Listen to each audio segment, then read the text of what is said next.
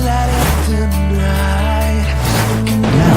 we're live from the Untold Radio Network. It's Untold Radio AM with Monster Quest producer, host Doug Hychek, and co-host Jeff Perella Jr. Untold Radio AM is going live right now.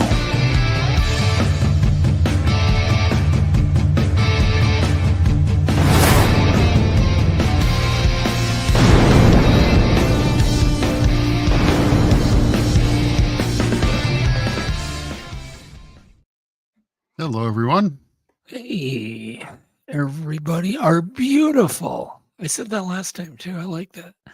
I like the ring of it. The beautiful audience in chat. We do have a great audience. I love it. They are beautiful when you look at them. I hope everybody's doing okay because we're getting beat up here by snow and ice. It's winter, yeah. Rain. It's winter again. Yeah, it's Look out crazy. my window here. It's winter again. I purposely didn't even want to look out the window today. Hardly. Ugh. Ugh. It should be green grass by now. Yeah, you'd think so. That's crazy. Anyhow, so we have a great show. We have a great guest. I've not met our guest, Gwen Purcell. You've met her, Jeff? Briefly, yeah. Briefly. Oh, okay. Yep. Well, I don't know. Maybe you guys spent an hour talking. No, not yet. We will be shortly. Anyhow, okay. Anyhow, Gwen is a investigator, but she is an investigator, I should say, of not normal things, but she is the founder of the Bigfoot Facebook group, Got Knockers. That is a And great that's name. referring to wood knockers, like baseball bats. Brilliant branding. I love it. That's good. Yes, It's a good it is name. brilliant. Yes, it is brilliant. What else we got here? We have got, get your mind out of the gutter. We're going to have audience trivia tonight. Yeah. And I feel like giving away whatever. Something. Not giving away, mailing. I'm going to mail stuff. Yeah. I'm not giving it away. I'm going to mail it. So everybody in chat, be prepared for that. Yes, and that's coming up. And we're going to do, I think we're going to pick like 4 people. Let's do 4. Okay. So when I announce that we're going to do it, then you got to be quick to say So the first 4. word. I'm not going to Pay give it. attention, everyone. Yeah. Do you want to participate? But let's for one thing, let's give away a Bigfoot museum. Do you want to throw that up? And Sure. what they might get mailed. We're not going to give it. We're going to mail it to you. Right. No charge. Right. Yes. There we go. It's a 3D model kit that you put together. You don't have to paint it. You just put it together. Yep. Pretty cool stuff. Yeah. If you're a Bigfoot enthusiast, otherwise you'd want to throw it away. It's the same size scaled to like Hot Wheels cars, just for anyone's reference. There is a bigger scale too. Yeah, you have them available in Hot Wheel size and for model trains HO scale and for 24th scale.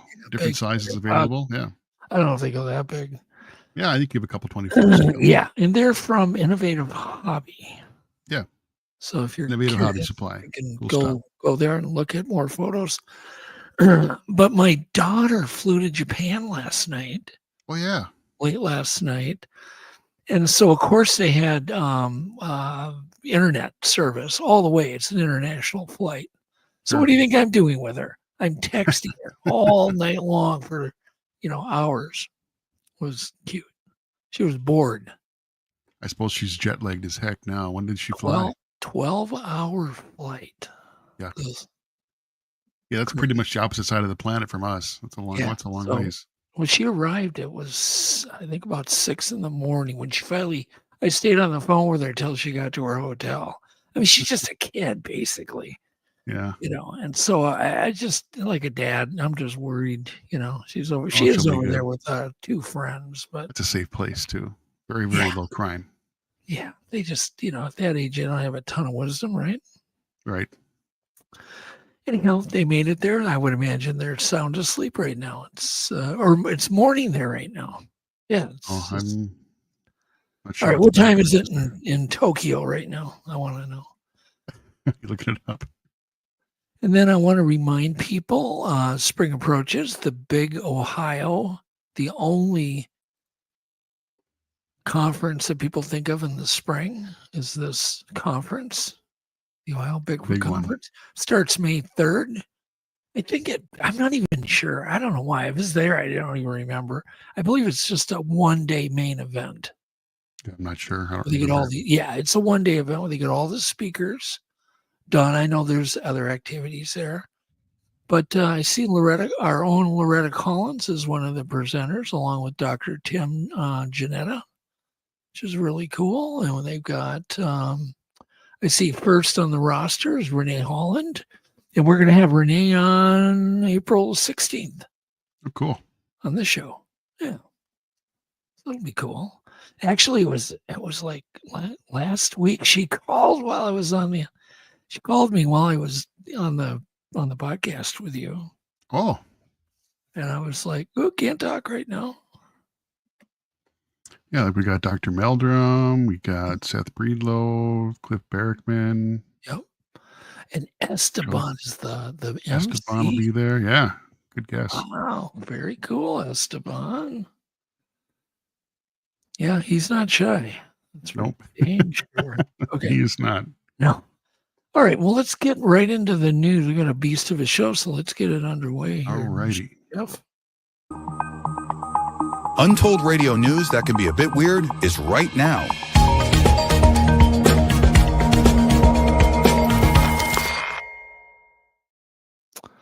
All right. First off, there was a video, crazy video, taken in Michigan. They had a huge ice storm. I think it was, what day? Today's Wednesday. I believe it was on Monday. Yeah, it was I don't Monday. remember. Yeah, I it was think so. Monday. That sounds right. But it was so bad. They had so much ice built up. They lost, all their power and lines. But the trees is what the crazy videos about. I've never seen trees just crashing down. Go ahead and play video 1. Watch this. This is insane.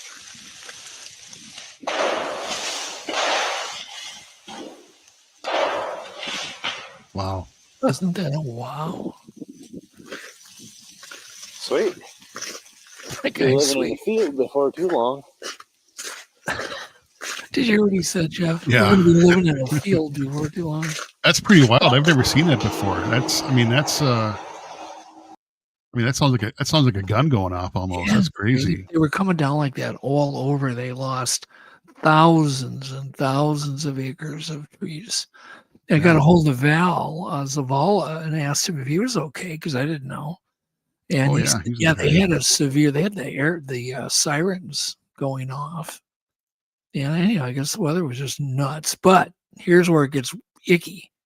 This stuff, another ice storm, is leaving Minnesota tonight, I believe, and heading their way. Oh no, they're gonna hit again. Yeah, I think they may get hit again. Not good.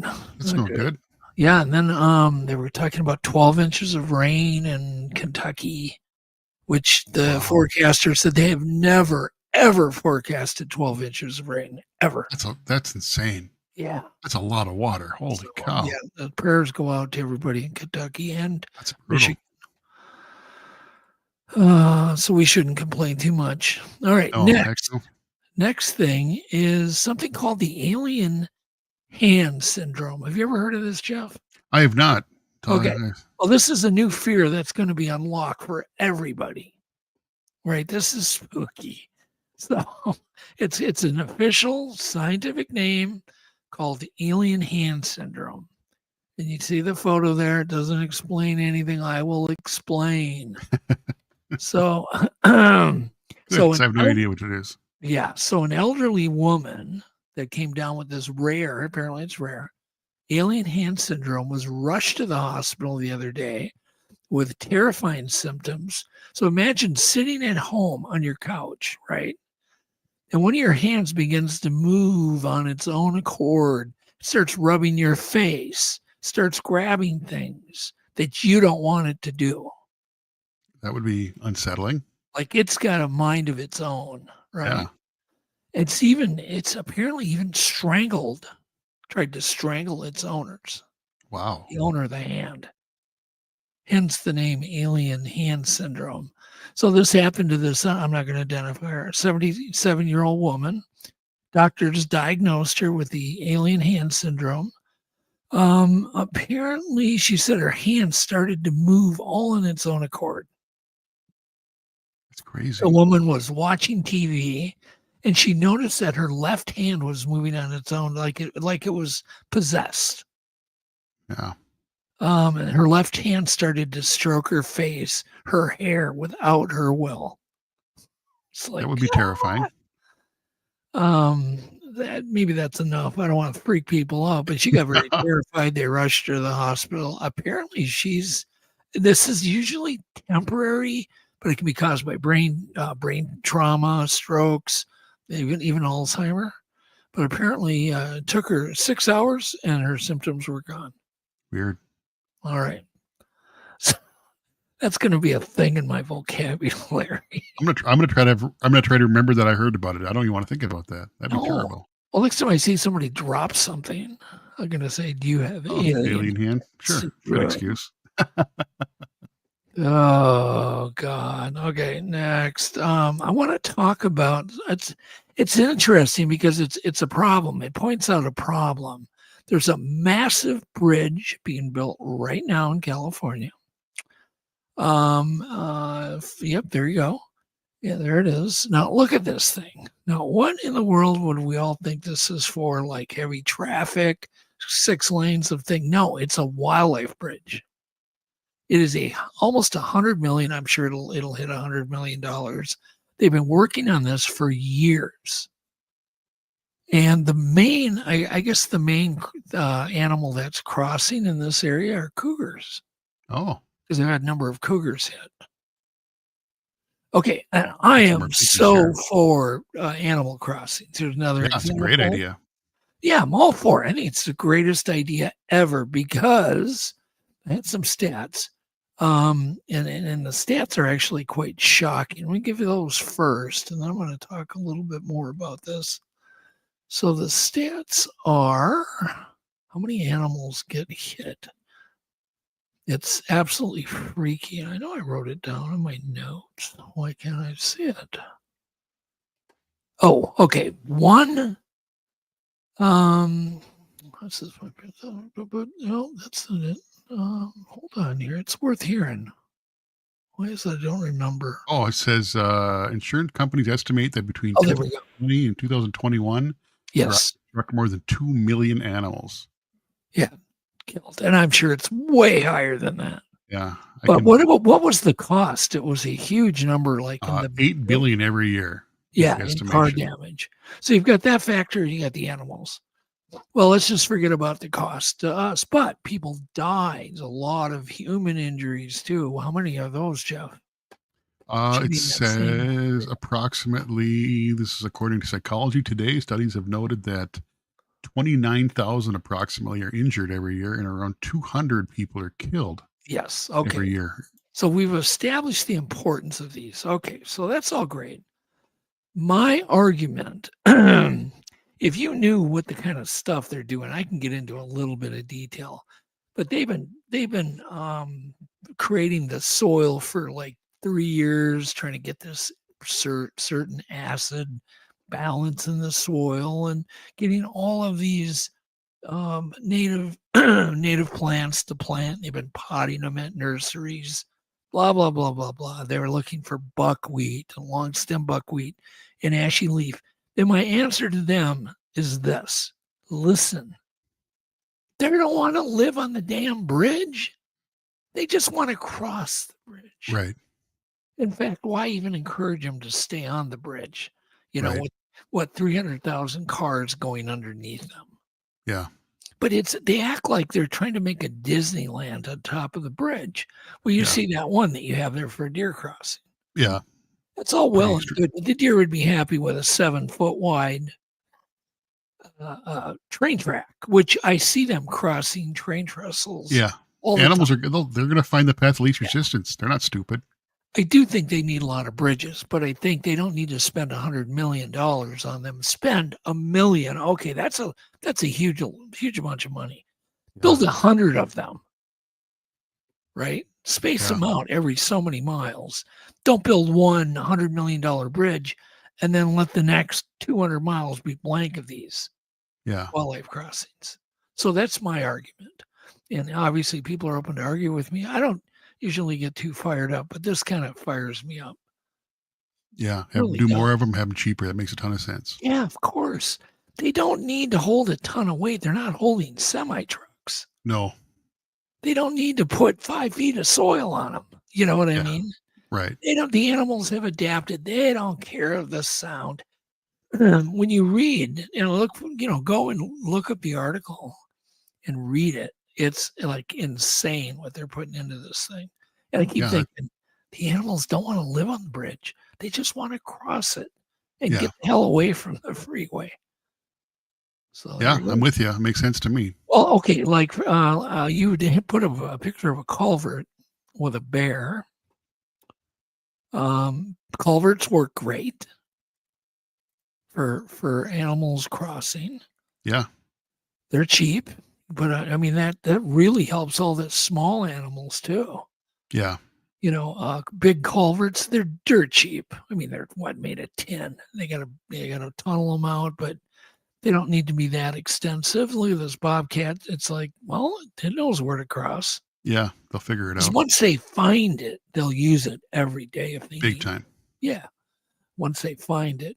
The other thing that really needs to be done is we need to get rid of our high curbs. The high curbs that are 7, 8, 9, 10 inches tall. Yeah. On all of our side roads, because what that does inhibits all of the frogs and toads. Mainly the toads and snakes and turtles. Do you know how many turtles I rescue every year, Jeff? That they come off, they drop off the curb, and they have nowhere to go. They try, and it's like 90 degrees. They're frying in the sun. Right. On this hot asphalt, which is probably 104, 105 degrees. Oh, all of that plus more, I'm sure. Asphalt gets hot all the time, and I'm thinking, why don't they have gradually sloping curbs? The other thing too is a lot of kids get hurt on those high curbs. The bike tire gets up to them. Cars get their mags all scuffed up. I don't know the reason for those high curbs. Really, I don't. The ones I'm talking about. Yeah, I'm sorry. Some goofy regulation somebody thought of. Who knows? So that needs to be done too. So there's a lot of alternatives here. There you go. Yeah. That is all I have for news. Okay. That's it. So much. Alien hand and tunnels and bridges. Yeah. What do we got next? Let's do audience trivia. Let's do it. So, all right. Hang on, no, but we'll, Jeff, you're going to have to keep your eye on this. I'm going to give you we'll play the little intro, and then I'll say a word, and the first 4 people that can type that in chat will get to play. All right. It's now time for Untold Radio AM Audience Trivia. Who wants to play?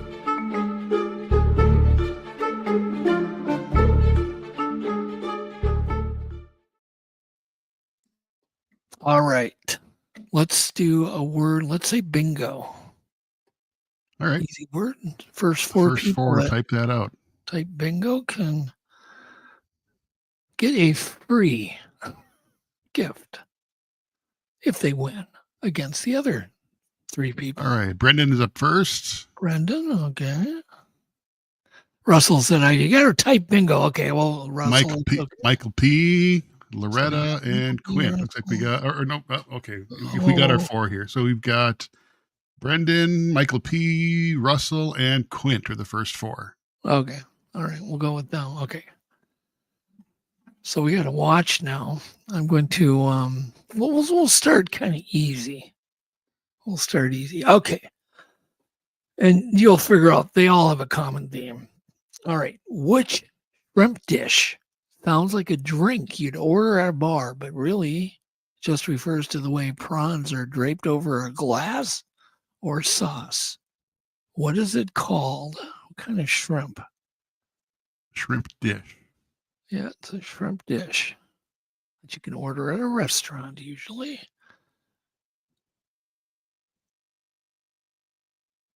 All right, William, you're in. Go. We've got 5 then. Oh, Flat Rock Man. Oh, no, actually, we wasn't in the thing, though. The first person in the group that got it is Brendan, Cocktail. Okay, cocktail. Yeah. All right, so Brendan's got one. Here's. You can keep track too, Jeff. Yep. I've been known to cheat. Cheat or get it wrong. That was just maybe too simple. All right. Alternating layers of lady fingers soaked in a coffee liqueur combo, sometimes with a mascarpone cheese and chocolate, get you what uplifting Italian dessert? I bet you know the answer to that. I can give you a pretty cool hint. I know what the word means in Italian. Yeah. It means "see me again" in Italian. Oh, there you go. See, he is the savant. Oh, I know a lot about Italian food. Oh, still got it right. Here we've got William got it right. Tiramisu. Okay. Yep. William. Okay. All right, next.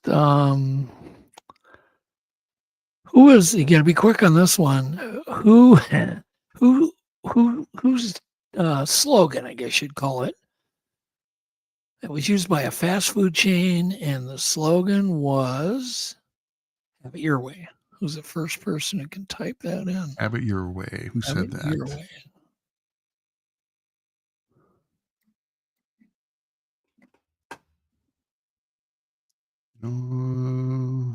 Yep. Flat Rock says BK.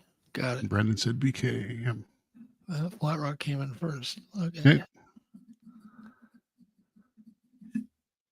Maybe we just do a free for all. Huh? Next time. We'll do it again. We'll do a free for all next time. Okay. All right. Let's see here. All right. Every summer, thousands of people come to Rockland for the annual crustacean celebration, of which Maine is prized for. And what is the seafood that they're all coming for? What seafood are they coming? Yeah, Rockland. Brendan said lobster. Got it, yeah. All right. He's got 2 now. All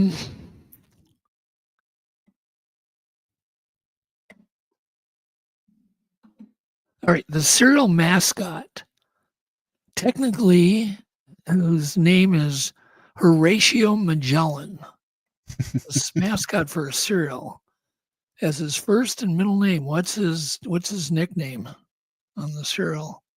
Horatio Magellan. Interesting. Yes. That's his real name. What's his stage name on the cereal box? I like to see you say cereal about 30 times. Out there, William got it. Got it. Let's see. Well, did they both, William and Brendan, come in exactly the same? Pretty close. On the thing, I always have to look back farther. Okay, it looks like Brendan barely. Brendan might have beat him first. Yep. Like by a split second, man. Yeah. He's on fire. Man. Good job. Okay. Quint had it right. A lot of people had it right. They just gotta get a little quicker. All right. In 1936, what popular food brand debuted its first Wienermobile, a 13 long foot vehicle shaped like a giant hot dog on wheels? Who was the actual company, or what was the brand of the hot dog or the wiener? Yep, Nancy. Whoops. Looks like Brendan was first. Was it, Brendan's an official player, right? Yep. Okay, all right. Looks like he's the first one there, according to my list here. Somebody beat him though, which is funny, but yeah. Okay, but play along because then people want to look at your answer and it's wrong. Then they copy it. So I think it's cool. Sure. All right. Which fast food chain? You're gonna be quick on this one. Fast food chain's original chicken seasoning recipe is purported to be top secret. Gotta be quick.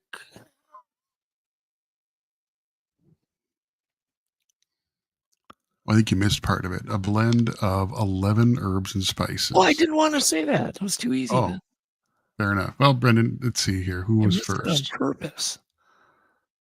Was the first person to say it. First player in was Brendan again. First player, but Mary beat him. Yeah. But Brendan got it. He's a player. So, gee, Brendan. If memory serves, I don't think any one person knows the whole recipe. I think people know half of the recipe. Yeah. If memory serves. I think I know the whole thing, but that's just what I think. Yeah. No proof of it. Let's see, yeah, but Loretta got it. William got it. I mean, a lot of people got it. Okay. This is kind of a nerdy one that only nerds would know. A favorite of Star Trek Captain Picard's, right? Which tea blend is named after the British Prime Minister from 1830 to 1834? What type of tea? Named after the Prime Minister from 1830. Looks like Brendan got it again. Jesus. He's on top of it, man. Earl Grey. Yeah. And Greg was part right. It's made with bergamot. Yeah, I mean, that's true. If you have a slow internet, you're hosed. Yeah, sorry. Got to be quick. Yeah, you better get on that, ordering that high-speed internet. And, some days it's just slower than others. Yeah. Depending if the neighbors are all watching movies. Yeah. All right. Introduced in 1962, Sonny, the cuckoo bird, is the mascot for what chocolatey General Mills cereal?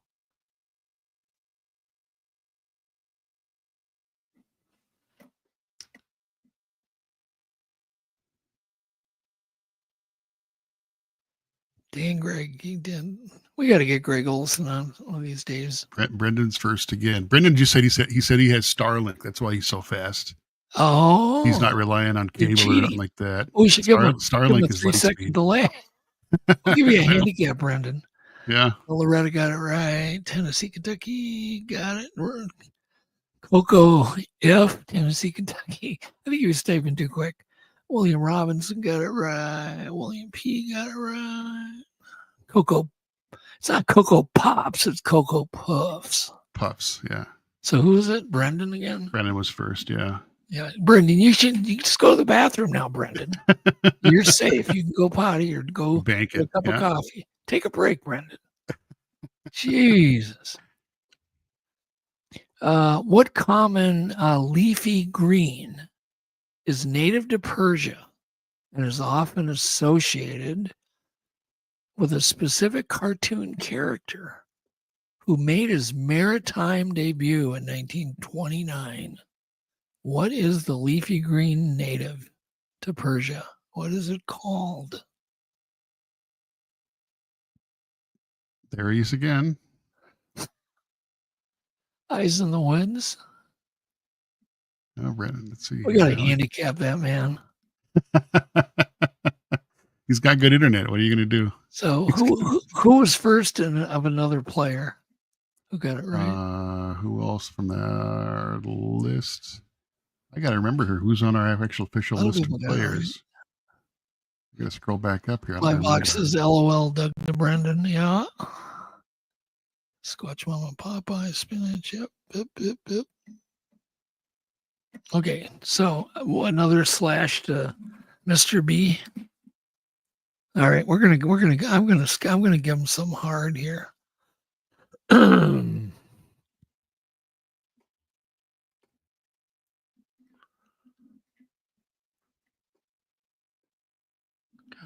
darn. All right. Which Pepsi-owned soda was invented in 1940 by the bottling brothers Barney and Allie Hartman, who wanted a better mixer for a whiskey. What soda? You need a sound effect, Jeff. Oh, you know what? I think I've got. Can you just sing one? La, da, da, da, da. No, you don't want to hear that. I do have. Hold on, I forgot about Somebody this. got it. See here, we've got William got it. You can hear that? Yeah. William got it. Right? Am I right? Yeah, Mountain Dew. Yeah, finding the track, we beat William, but only by a split. So William Robinson got it. Good job on the music there, Joe.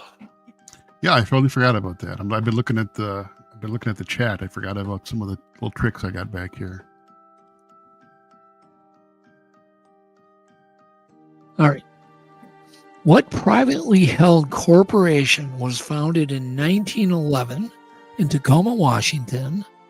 And it's a conglomerate that has not only its namesake bars popular around the world, but also M&M's, pet food, and animal care services. What is the name of the company? The privately held corporation that owns M&M's, pet food, animal care services, and they were founded in Tacoma, Washington. Well, looks like William was in first. Good job, William. Brendan was right after him. Come on, William. You got to kick Brendan's butt, man. I'm rooting for William. All right. A simple Italian salad. Turn that damn music down. Down? Okay. A little bit. Can do that. A simple Italian salad known as the caprese salad typically includes tomatoes, basil, and a variety of cheese. And what is Caprese. the type of cheese? I think it's pronounced caprese salad. However, you're Italian. Yeah, I am.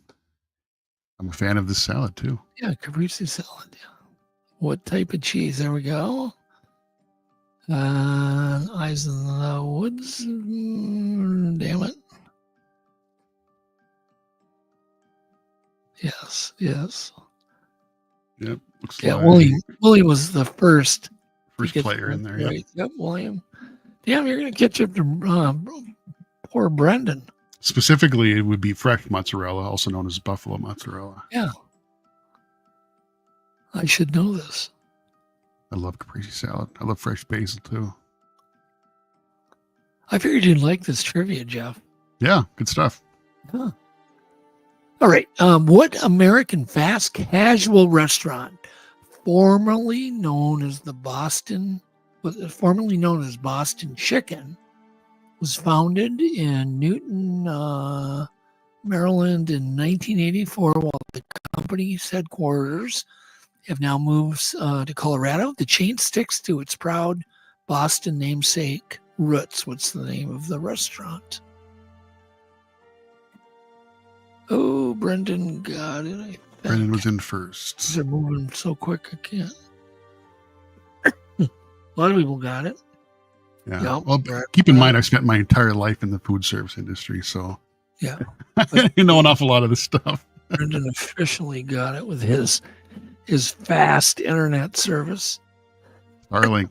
The win. All right. Seltzer is made by dissolving what gas in water to make it bubbly or fizzy? What is the gas?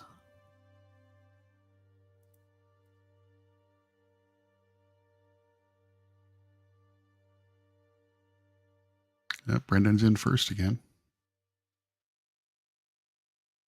Yes, he is. Sorry, I had a cough. Still trying to get rid of this Starlink. flu. I think Starlink is the real winner tonight. That could be that. I don't know. Should be some Starlink something. I said put him on a delay. Yeah, I'll get right Before on you answer, Brendan, you got to count to 10. Just start. Just do it. Just do it. Got to make up for people's slow internet. Okay. looking here for a good one. Oh, this is a good one. I like this. I'm only going to give part of the question, Jeff. Okay. So it gets too easy. So the name for this food is derived from the old High German word for buttocks. It's a food that we eat. It is basically named in German buttocks, but we eat it. We eat a lot of it. Actually, I had some today. Did I? I did not. I did. Not much, but I had a little bit. And the word is buttocks. Nice food. Might have to give some more hints. All right, just hang on. Let's just give it a wait. Just wait. It's made from salt-cured pork. Count to 10, Brendan.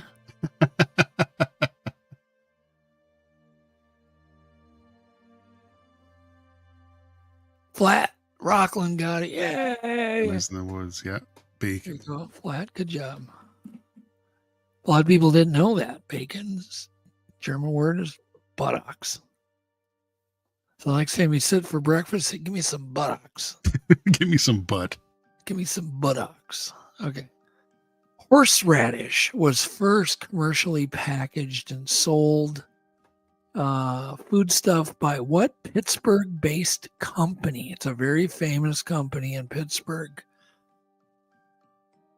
Oh my God, Flat goes, I'm eating bacon right now. Nice.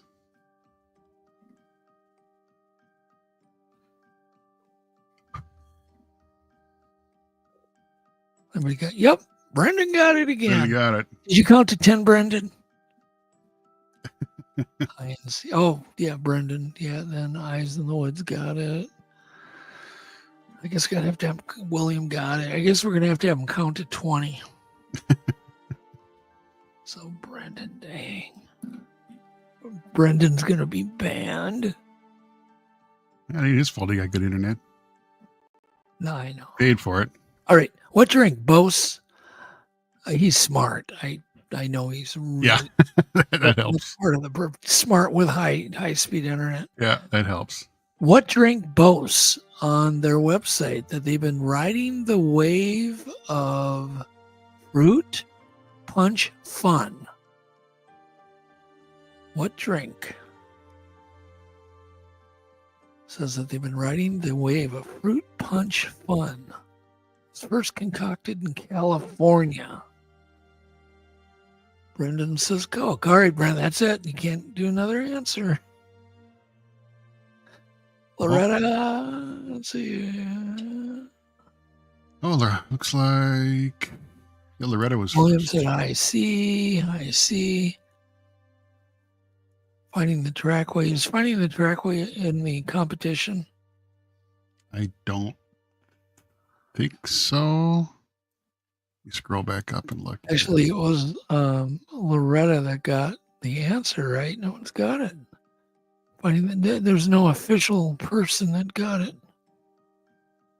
So just to recap, everybody who's guessed in- I see, and those are easy to get mixed up. It was Hawaiian Punch,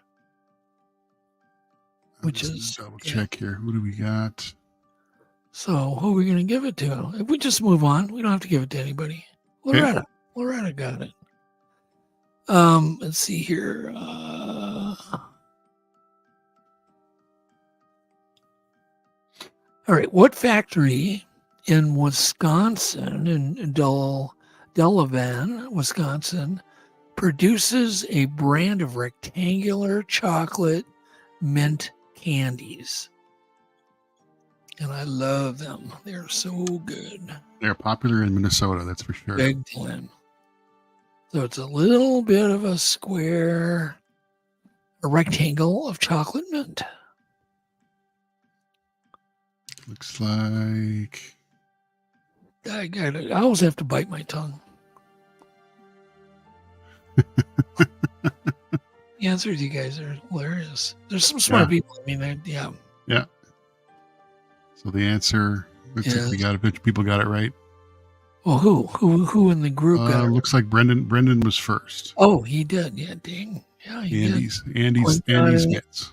Joanne got it. Hi, Quint. Quint got it. Finding the Trackway. William Robinson got it. Eyes in the Woods goes, ha ha, Brendan. I'm just going to leave that up. Anyhow, somebody wrote Trouble On. Yeah, those are good too, aren't they? Trouble On? Yeah, those are good. All right. Is it phyllo or philo? Phyllo pastry, chopped nuts like walnuts, pistachios, and syrup and honey are the layers in what traditional Mediterranean dessert? Is that phyllo or philo? I don't remember. Anyhow, it's a fine pastry. It's got chopped nuts like walnuts. It's got pistachios. It's got like a syrup or honey in the layers, and it's a Mediterranean dessert. What is it called? It's a tough one. I mean, when you see it, I got to keep my mouth shut. The next time, for sure, we're just going to do a free for all. Somebody gets it right, we'll just write their name down. Sure. It'll be better. Oh, the first player is it William? Michael P. Michael P. He's a player. He is? I believe so. You don't know? I forgot. You didn't write. You forgot. Oh my God. Well, that's a great. I'm going back here. Yeah. So the official. Remember. The 4 players are. We have 4 or 5. Do you want to go to 4 or 5? Oh my God. We just screwed up everything. Well, you forget. Not only did you forget who the players are, but you just told everybody. Forgot. No, we're screwed. No, I got it here. We got Brendan, Michael, Russell. All right, Michael got it then. Quint.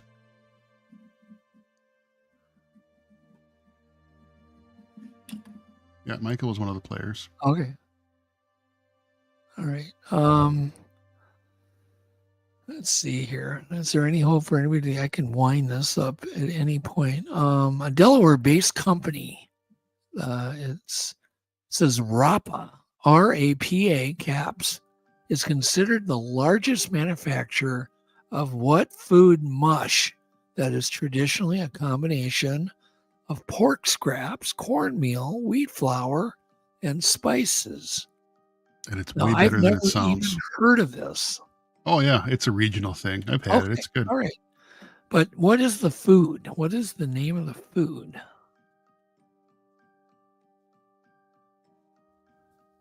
Yeah. The first. Yeah. So, Brendan's the first official. Jermac was first. Jermac was first, but yeah, Brendan was the first player. Michael B right after him. Sounds like a scrapple. Usually it's cut into slices and pan fried. It's really good. I'll do one more and then we got to move on here. Yeah. All right. What casual steakhouse chain has its corporate headquarters in Louisville, Kentucky, despite having the Lone Star State in its name? What steakhouse? It's a pretty easy one. I've never eaten there. Yeah. It's a chain. It's good, but it's a chain. Huh. Big chains tend to be all kind of the same, but it's pretty good steak place. We got it right here. I see. Not Brendan again. Yeah. Should I do one more? Is that it? One more. One more? Okay. Sure. This is kind of a hard one, I think. I mean, it's one of those that's really hard unless you see the answer. Which Middle Eastern meal features a variety of cooked meats and maybe some veggies on a skewer? What's the name? Brendan, just stop.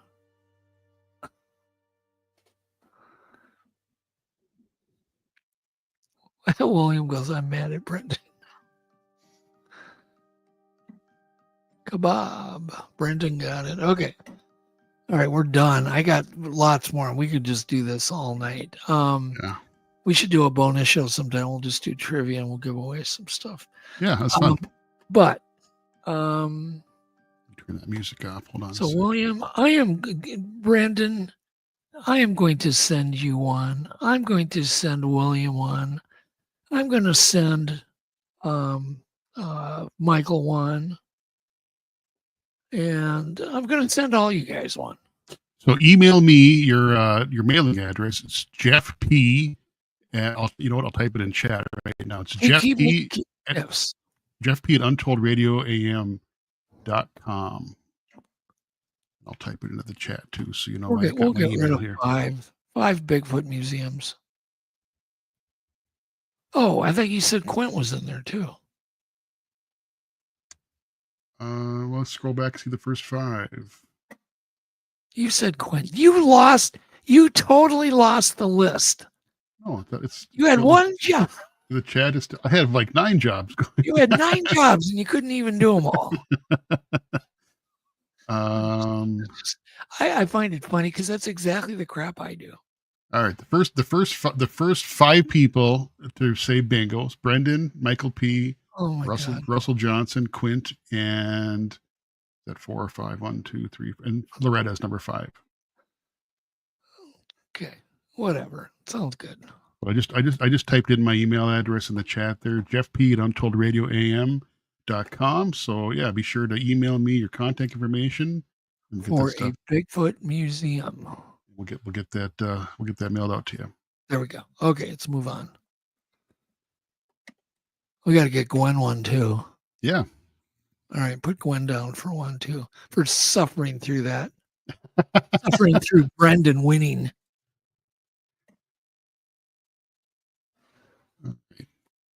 It's right there, William. It's right. Is it?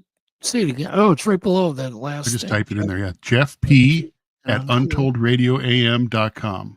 Yep. We just need your address and email address and phone number. Yep. And no, we're not going to mail you anything other than the thing we're giving away. We're not going to sell your information. I can promise you that. No. All right. Let's do this is really quick tech breakdown, which is really cool. Okay. Like for some people are going to get real excited about this. Yeah. Other people will go, whatever. I think it's pretty cool, actually. Cool tech. Let's go ahead and let's get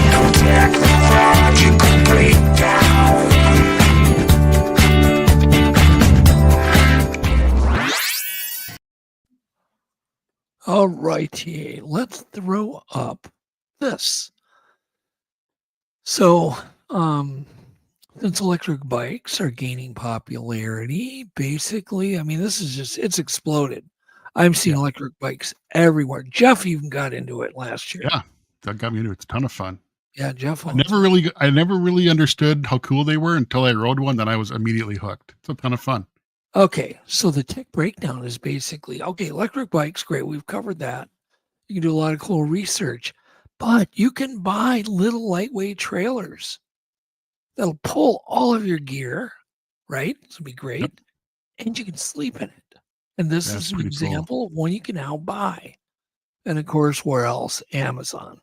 Yeah. But it's pretty good. And actually, this one is cool because it's like a cot.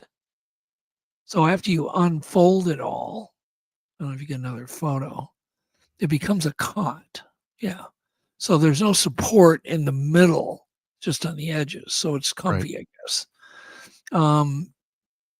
But you can, if you live near a state forest or what do you call it? A national forest. Yeah. There's no better way to explore than on an e-bike. Right. Well, now you can bring your tent, set it up instantly.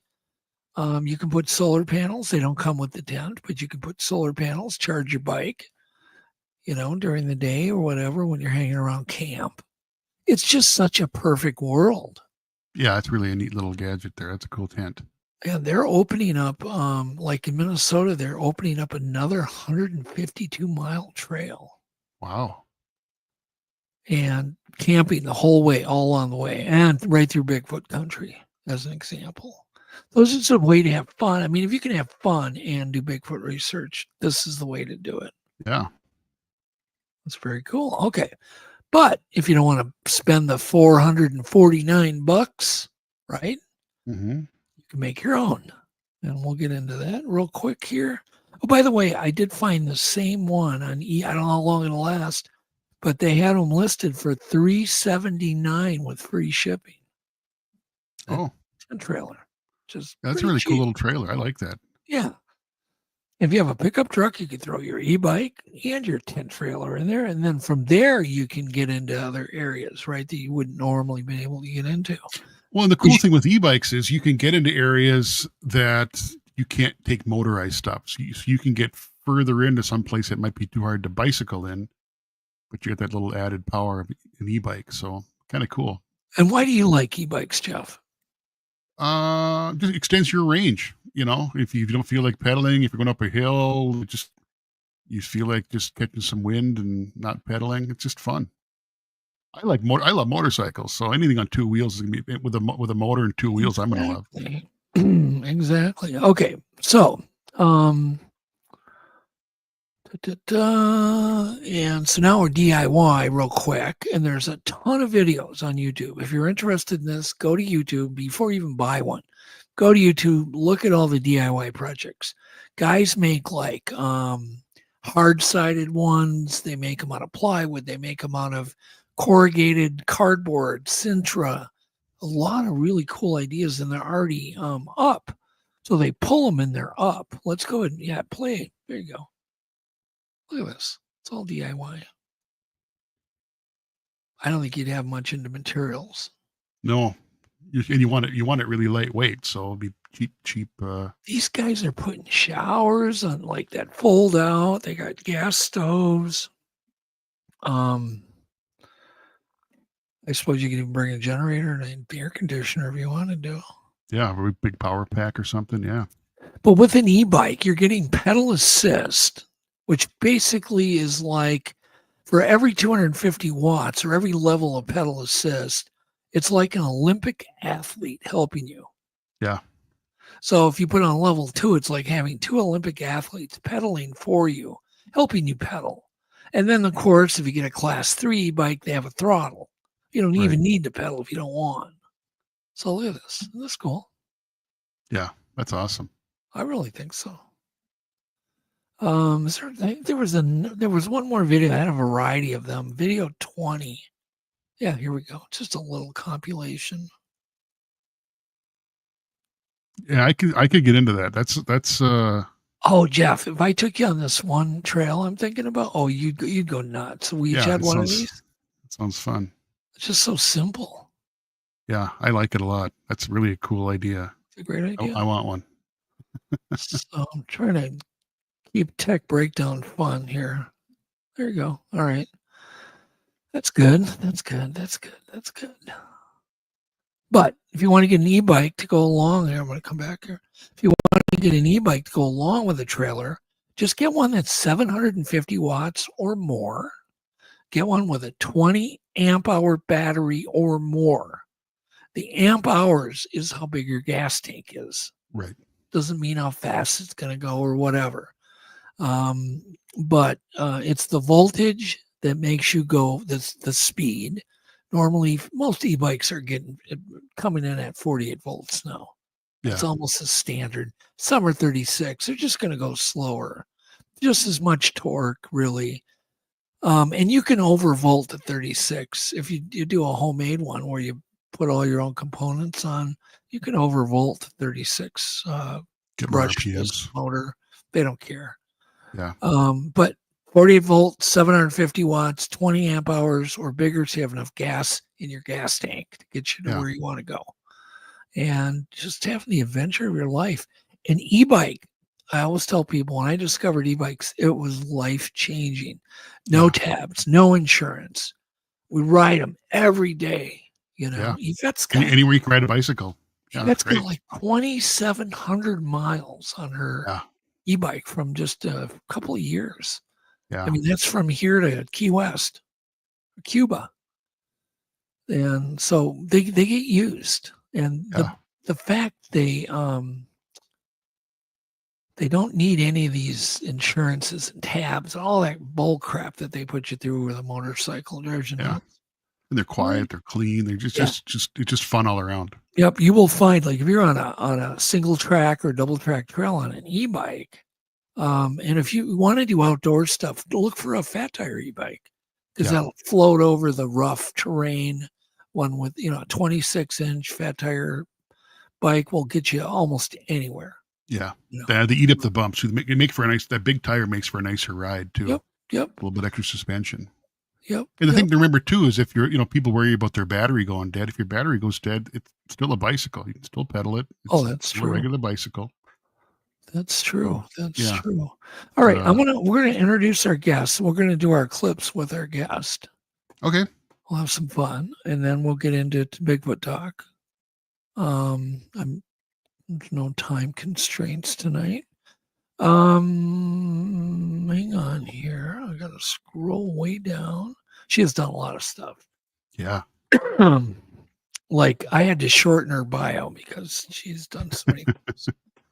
Okay, so Gwendolyn Purcell has a deep-rooted fascination for the mysterious, the unexplained.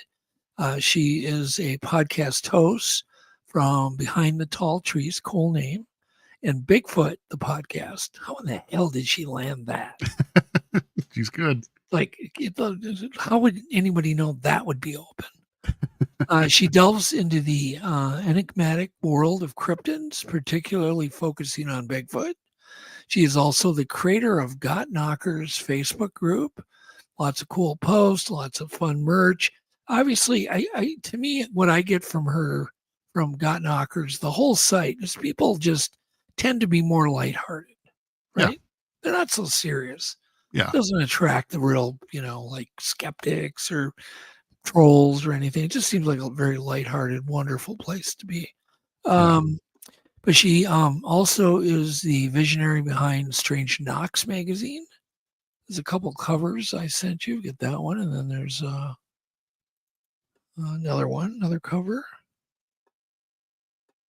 And then if that isn't enough, she's also the organizer of the Central PA Bigfoot and Cryptid Festival in Elysburg, Pennsylvania. So let's go ahead and we'll take our commercial break later, Jeff. Let's get her on. Okay, 1 second here. All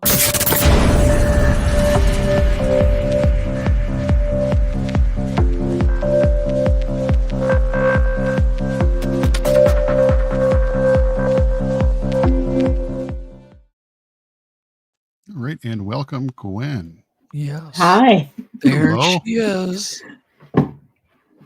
You didn't think we were ever going to bring you on, did you? Oh, I wanted to participate in the trivia because I'm sitting here thinking, I know the answers. Well, next time we're going to do it differently. It's going to be a free for all. Oh. I like giving stuff away. It's kind of fun. Yeah. Anyhow, so, okay, you've got all these things going on, but let's start at your Facebook group. Okay. I kind of nailed the description. It's more of a lighthearted. Yeah. It's serious, but yet it's not like people bashing each other, and it's more just fun and just the name sets the tone, right? Yeah, it does make it fun, doesn't it? That's just great branding. Well done. That's impressive. Thank you. I know a little bit about marketing, and that's just phenomenal branding. I love it. Yeah, I own that brand now. I trademarked it, so it's all smart. Yeah. Good job. That's awesome. Good for you. That's really cool. All right. So, are those Bigfoot books behind you? A whole library full of them. Oh gosh. Awesome. Yeah. Crazy. Yeah, and there's a lot of them that come out. Oh my gosh. I don't know how long you've been doing this. That's one thing I don't know. 4 years. 4 years. Okay. And you probably have even seen an increase in those 4 years. But imagine me, an old guy like me, I've seen this go from don't even say the word anywhere, don't talk to anybody. Don't let anybody find out you even think about it. And two, now it's like on primetime TV every day, and it's changed. The area I live in is very tight-lipped. It's an old coal mining community, and the people are just starting. It's been 4 years. They're just starting to come forward and say, "Hey, I had this experience in 1979," and it's kind of cool actually to see them open up. Yeah. When people are tight-lipped for years and then they start opening up, that's one thing that we do by doing these podcasts is we kind of take the topic out of the darkness and bring it to the light, because it ain't going away. It's only getting bigger. Yeah, it ain't going away. There's actually, I think, more sightings now, or at least more people are reporting them, but it's not ever going to go away. It's fueled every day. That moneymaker told me that one time. He goes, "This thing is like fueled. People don't see unicorns." No. Remember when I went, "Yeah, you're right. They don't see it." No one's reporting unicorns.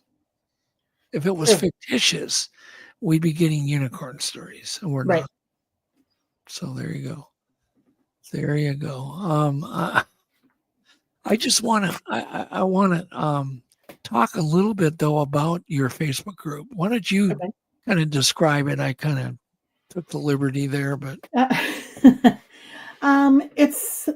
I want it to be a safe place for people to go and share experiences and talk with other people about experiences. I mean, let's say you post your experience on there, and maybe somebody that hasn't come forward yet reads your post and they go, and maybe they connect with you off the page.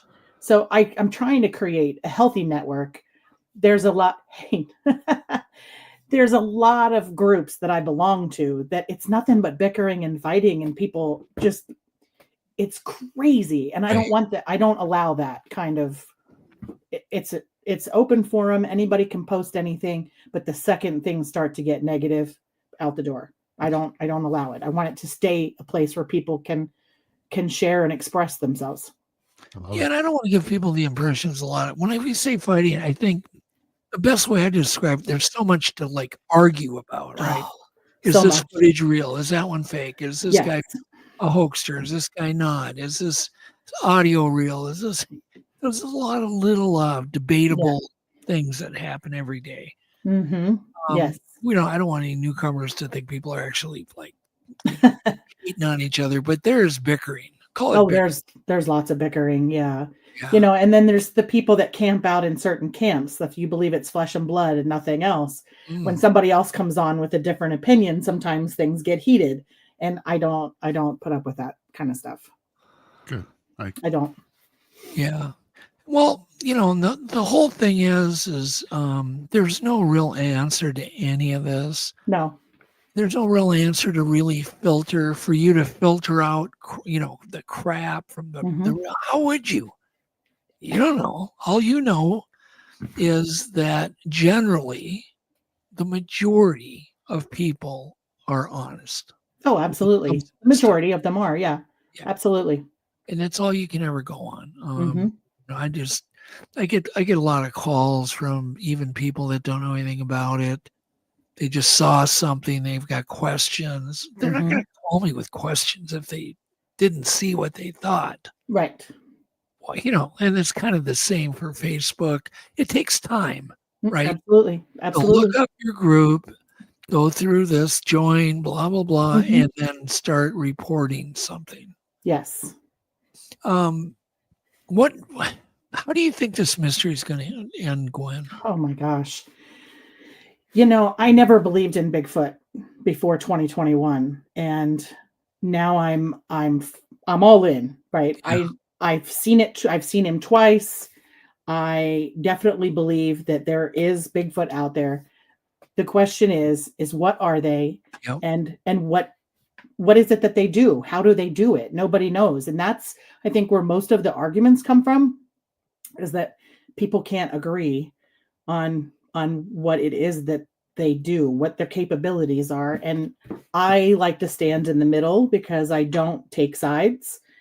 I go where the evidence takes me. And honestly, that's lended me more questions than answers because there's just been some really crazy experiences that I absolutely can't explain. And I don't know. I don't know where this is going to go. One of us is right and the rest of us are wrong. That's all I can say. Yeah. But I bet you have an open mind. A very open mind. I try to be open-minded about everything. Do you think that there will be, I mean, do you really feel, I kind of almost give up hope sometimes. I feel like it, but then I'm like, no, there's got to be an end to this at some point. There just has to be. To where, we can figure it out. Go ahead. Part of me wants an end. Like, I want to know what it is. I want to know how it does all the things it does. But on the other hand, that's part of the mystery. Like, I almost don't want to find it because it's then it's over. Yeah. Then it's over. I mean, I'm still going to go out looking for it, but the mystery of it is gone after that. So I don't know. It's kind of like, I get it. Mysteries are fun. I get it. Yeah. Yeah. I'm the first person that loves to put together puzzles, so to me, this is just a giant puzzle that is probably, well, I hope one day we have some answers, but I don't know how soon that's going to be. Well, it's a romantic mystery because you can actually do something. You go in the woods, you can camp, you can expose yourself to the phenomena, and you can do things to attract it, whether that works or not. You can wood knock, you can scream, yodel, whatever. We had a guy up at Snell. I wasn't there. I'd left one day early, and he let out a yodel. Oh. And you would think, well, that's kind of silly. But what came back was a thunder knock. Oh. Like, it was so loud and so close, they felt the shock wave. Wow. Like three men just went, oh my God. And all the guy did was yodel. I'm going to take a recording of yodeling out when I go. Yeah, that was that's Bud. Crazy. Do you know Bud and Angie? No. That was Bud, friend of Chris Reinhardt. And we'll have to introduce you. You should probably get those guys on your show. Yeah. And Bud's got a lot of stories from up at Snell too. And it's like, you just don't know. And there's such inconsistency. Absolutely. Absolutely. How do we deal with that inconsistency, Gwen? What do we do? Well, when people call me I get a lot of messages and emails, but when I get information, even as crazy as everything sounds, because some people can really, like, you hear the story and you're like, what? Because it's just kind of crazy. Like the mind speak and I have people that say they communicate with Bigfoot using dowsing rods. And I'm like, I don't know about all of this, but I have not personally experienced, and I'm not going to say that their experience is false because I wasn't there, but I will document it as unexplained. And maybe next year I run into somebody that has the exact same experience and I can look back and go, wait a minute. Now I've got 2 people. Maybe I've got 4 people telling me that. And I can kind of try to put together some patterns or something and figure it out. But, I document everything, no matter how weird and strange it is, and see what we come up with down the road. I always feel like the defeated coyote in the Roadrunner cartoon. Yeah. That's me. I give it my college try. I come up with new ideas. Like we even brought a little baby robot up to Snow Grove that moved and did baby crying. We thought, well, that might elicit some response. It was so creepy, nobody wanted to deploy it.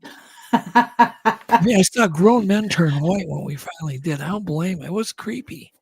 And we put it out there, and we had a little camera on it far away, and in the middle of the the wilderness up in northern Ontario, here, and this baby crying in the woods and seeing the shadows of this thing moving, and when it cried, and I'm thinking, oh, this might work. And what did happen is we had rocks thrown at our camera, as if they were.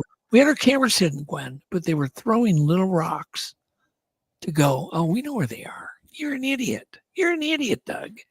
You're an idiot, Adam. You're an idiot. Blah, blah, blah. here, we're just going to tell you where they all are, and we'll throw a rock at each one. And they did. These cameras were so hidden, you couldn't have found them if we told you right where they were. That's incredible. Yeah. It is amazing. That is. So you go, well, did they watch us put them out? That's a possibility. Or do they, have some sense that we don't have? And that's the other thing I got so many things I want to talk about.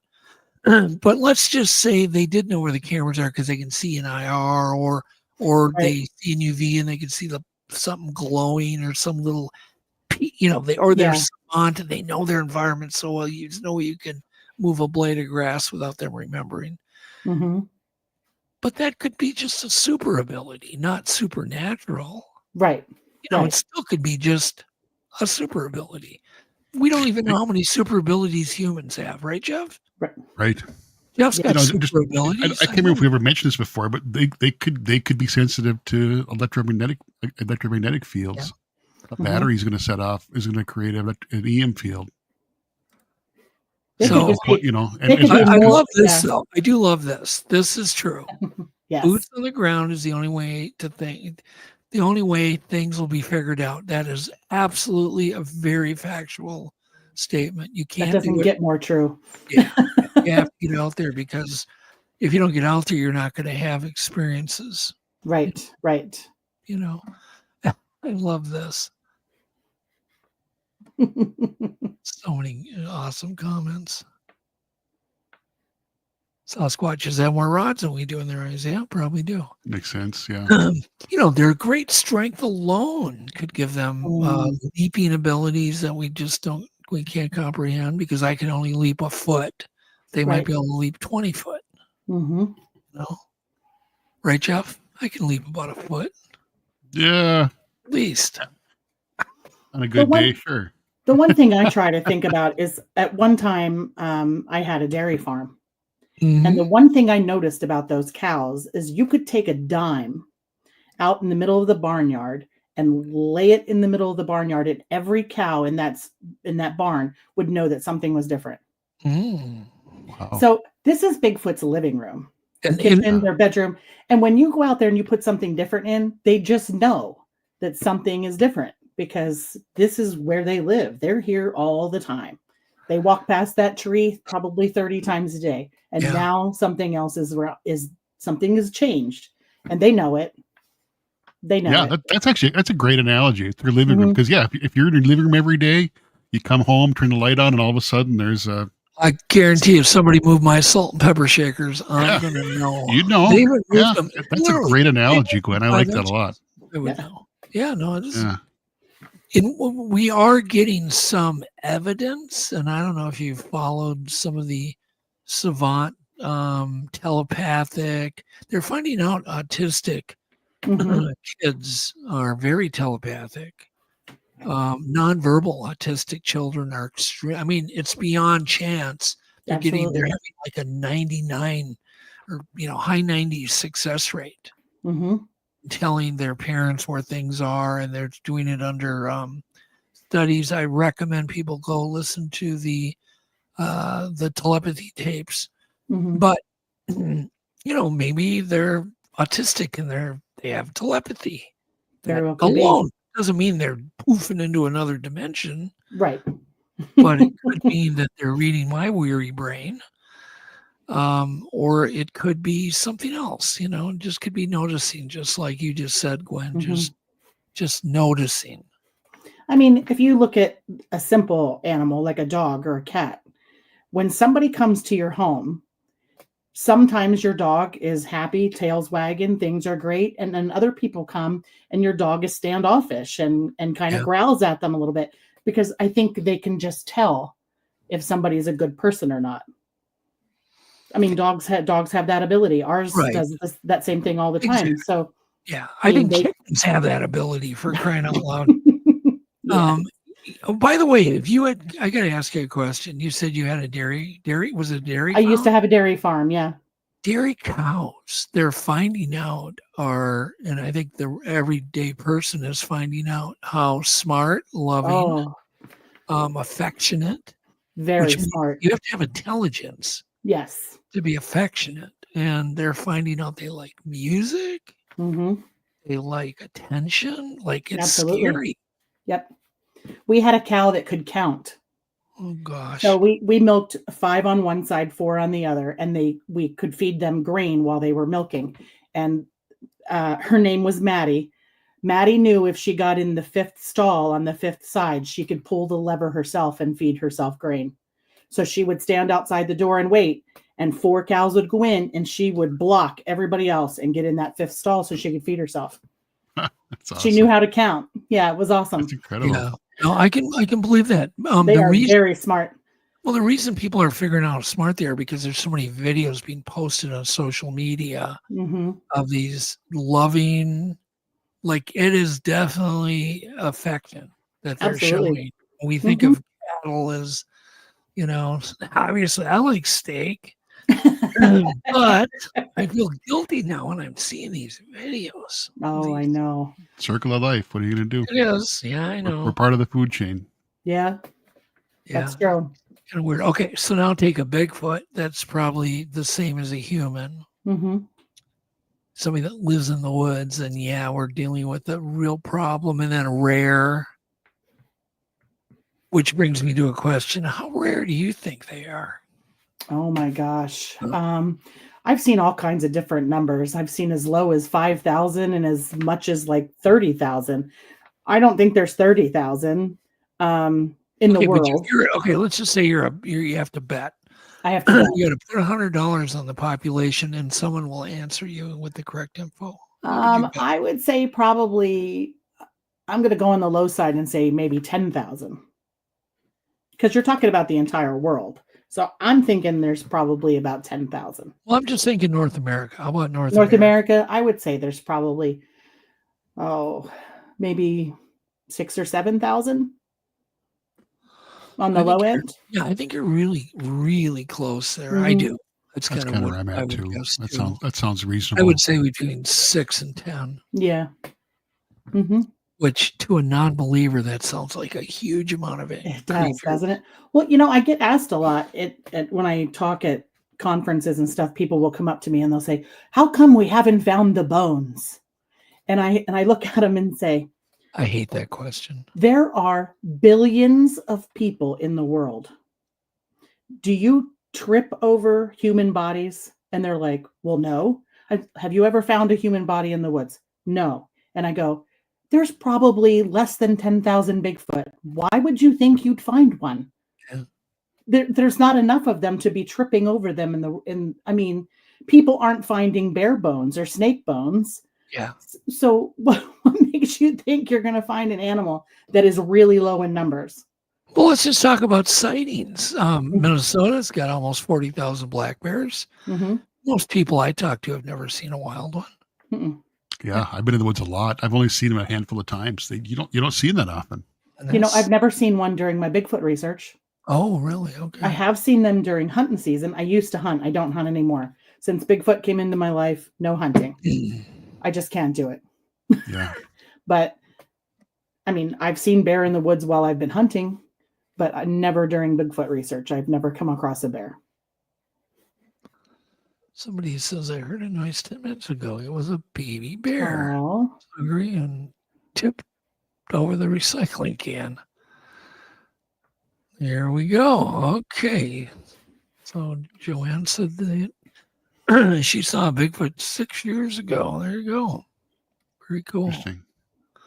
Do you think that they have any special, like, I know you've had some weird encounters and we want to get into those. Yeah.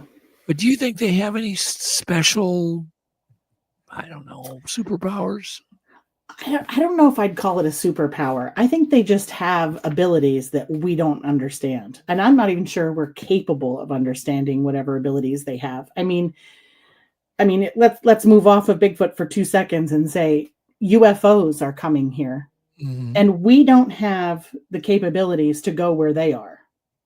So, and we don't know every animal species that's out there. There's millions of gallons of ocean water that have never been exposed, and we don't know what plants, animals, or what those animals' capabilities are. We don't know anything. And Bigfoot is just like that. We just don't know. I think they have some kind of capability to stay hidden and stay unnoticed, and I don't know what it is that they do. I think they just have some kind of ability that we can't fathom. Well, that we don't understand. Let's dive into your at some point we're still going to do clips. I've only got 10 quick clips tonight, Jeff. Yes, 10. Yeah, okay. But let's start. Can you tell us about one of your encounters and how it affected you and how it changed your life? I'll tell you about the first time I saw Bigfoot, because I never believed in Bigfoot ever. Really? And I have hunted in this area my entire life, and I have never seen anything like this.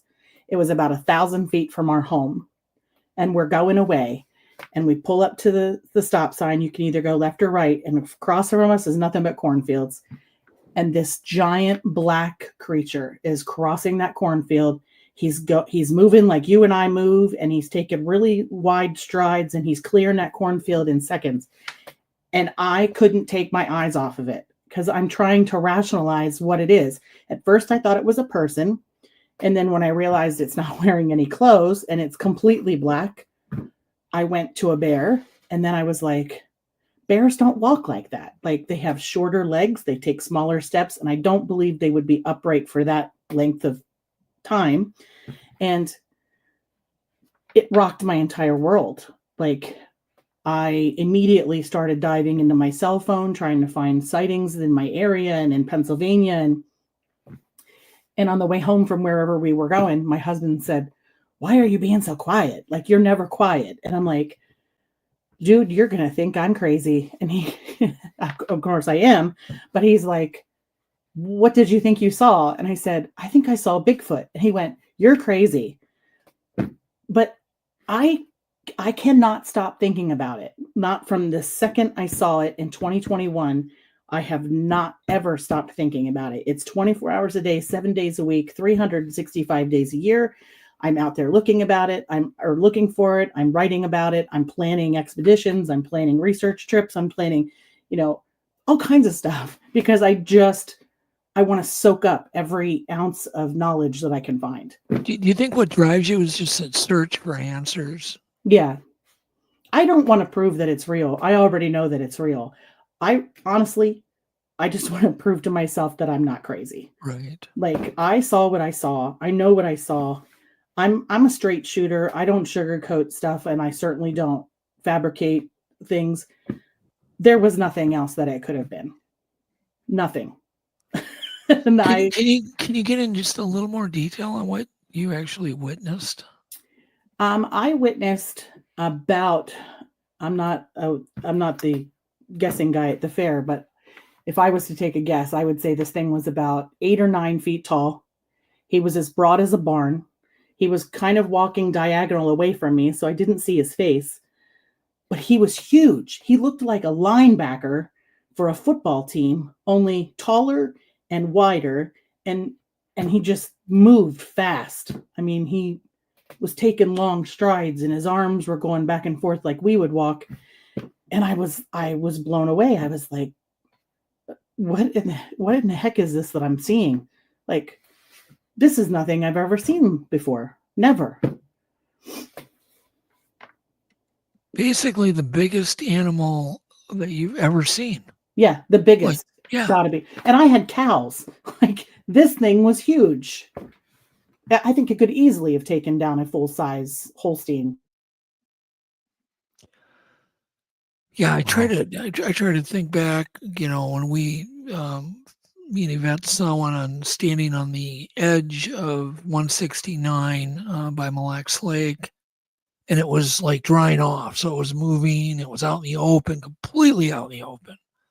And I'm going, I've never seen an animal that big ever. It's freaky. How could anything be that big? Did Gwen, did she freeze up, Jeff? Oh, it looks like she froze up. It's hard to tell sometimes somebody's holding still or frozen. if you can hear me, Gwen, you can pop out and pop back in. Yeah, I might want to. Yeah, there. She Oh, I good. bet She she's knows what to do. rebooting. She's a veteran of this crap. Yeah, she knows what she's doing. Yup. The moment we get into something like that, we always seem to get whacked by It's a the conspiracy. internet gremlins. Yes. Yeah. People are asking, go ahead and ask all the questions. Put them in caps if you can, or at least a word, in at least one of the words in caps. Gremlins is right. Oh, and there's bad storms too, I hear. Oh, sure. Yeah, it's just crazy. And we've got crazy stuff here. My internet here went out last night for maybe an hour and a half. And just came on. I don't know what happened. I have no idea. So hopefully she gets back soon. Yeah. Should we play some clips? Yeah, let's do that. And I'm sure she'll be back when her internet. Oh, wait. Here there she is. Gwen? Yeah. You there? There we are. I don't know what happened. All of I just for an excuse, I say the government gremlins, we got into something good. And they just like, nope, you're not getting that information. Blink. That has never happened to me before. We have great internet. I mean, not as good as Brendan has, but I mean, nobody has as good of. After this, I'm going to look at Starlink. I'm telling you right now. Yeah, like what the hell? Yeah, dude. That has never happened. Okay. Wow. So we were just talking about how big these things are. It was huge. It was absolutely huge. And people don't even have the words. I always like to say, it's as tall as a big Indian elephant. Yeah. Yeah. And it's bulky. The legs, everything is bulky, but it doesn't fit in your brain. You're looking at it going, huh? What? Yeah, it was crazy. It was crazy. Kenny said, and even with that big size, it still moves really athletically too. It's not like, it doesn't ponder around. It's athletic. It's pretty amazing. So why do you think they're so damn big, Gwen? I bet you nobody's ever asked you that. Why are they so damn big? Nobody has ever asked me that. No. Why are they so damn big? I don't know if they need to be that big to survive, like harsh winters, weather, beast famine, that kind of Bergman's law. That could be the simple answer. Just to survive. If you compare a Bigfoot that's reported in Pennsylvania versus a Bigfoot reported in Florida Bigfoot are much smaller. They have less hair, kind of, mangy is the kind of thought I come up with when people tell me about stories in Florida. Where up here, they're tall, they're bulky, lots of hair. And I think it's just, the one thing when you go hunting, the deer in Canada are huge, and you go to Maryland and they're like German shepherds. It's just climate and the area that they're in. Yeah, well, Bergman's law just states the farther north you go, the bigger they are. If they came from the northern, climate, cross the land bridge, or who knows, it's just one theory. The big body mass would have kept them surviving, and maybe they're shrinking, evolving smaller and smaller. Right. Because we're not in the Ice Age anymore. But you also have to ask, why is a tiger so damn big in Russia, in the Russian Siberian forest? Well, it's cold there. They're just massive. People. I always get freaked out every time I see a tiger in person at a zoo. Or I had a friend that actually owned some because he ran this what do you call it? A big cat rescue kind of place. I was like, God, you go in that cage? Are you nuts? I would love it. Oh, I could do that job in a second. One time we had to do a commercial with a TV commercial with a line and a blue screen, and we had to paint the chain like blue so it wouldn't show up. But they basically, that line could have got anybody. Because we're pretty close. It was kind of a closed set thing, and it just scared the dickens out of me. I'm not the big cat guy. No, me neither. I say that's how I'm gonna die. It's gonna be by going, here, kitty, kitty, or who's a big fuzzy wuzzy bear. Oh man! When I'm in cougar country, I carry a .454 handgun on me. Yeah. It's like, nope, you're going down. You can attack me. I'm not playing around with any pea shooters. Okay. So you think they're big just because they evolved that way to survive? Probably no other reason. But is it the size that people won't believe in them, or is it the hair, which doesn't make sense because we have hairy humans that absolutely. have that hypertrichinosis? You know, with people born every year with hypertrichinosis, it exists. We don't it didn't seem that weird, covered with hair, right? So, or is it the size, or is it the fact that they stay hidden and can survive alone in the woods? I think it's the elusiveness of them. Honestly, I think that's people are they fear the unknown, and they don't even want to think about. A lot of people don't even want to think about if Bigfoot exists or not. Yeah. So it's, I think it's just the elusiveness of it. It's scary to think of something that big and that massive and that powerful just being out there somewhere. Yeah. Well, and they're so close to human too. That's the uncanny valley. It's unsettling. Absolutely. I'm thinking about their face, which is something I've never seen. Right. And obviously from that sighting, you didn't either. Nope. And it almost makes it like a non-counter, but then how does it discount that, the other part of it? But are you in pursuit to see the face, or are you afraid to see the face? No, I'm not afraid to see the face. I am. No. I would love one to come out and just sit next to the fire with me and drink a beer and tell me the secret. Hey, good night, everybody. We don't even need to record it. I just come out and just tell me, how does it work? Well, let's do a quick survey with our people in chat. If a Bigfoot was standing there face to, walked out right next to you, would you run, stand your ground, try to communicate? What would you do? So I'm just curious what people in chat. So you would stand your ground and maybe try to communicate with it? Absolutely. Jeff, what would you do? I try to be realistic. I'm trying to be as honest as I can. Yeah. I'd probably freeze. Yeah. I'd probably freeze in absolute terror. Yeah. And what happens next, I suppose, depends on how threatening it might act. I don't know how much courage I'd have to stay very long. I'd probably be terrified.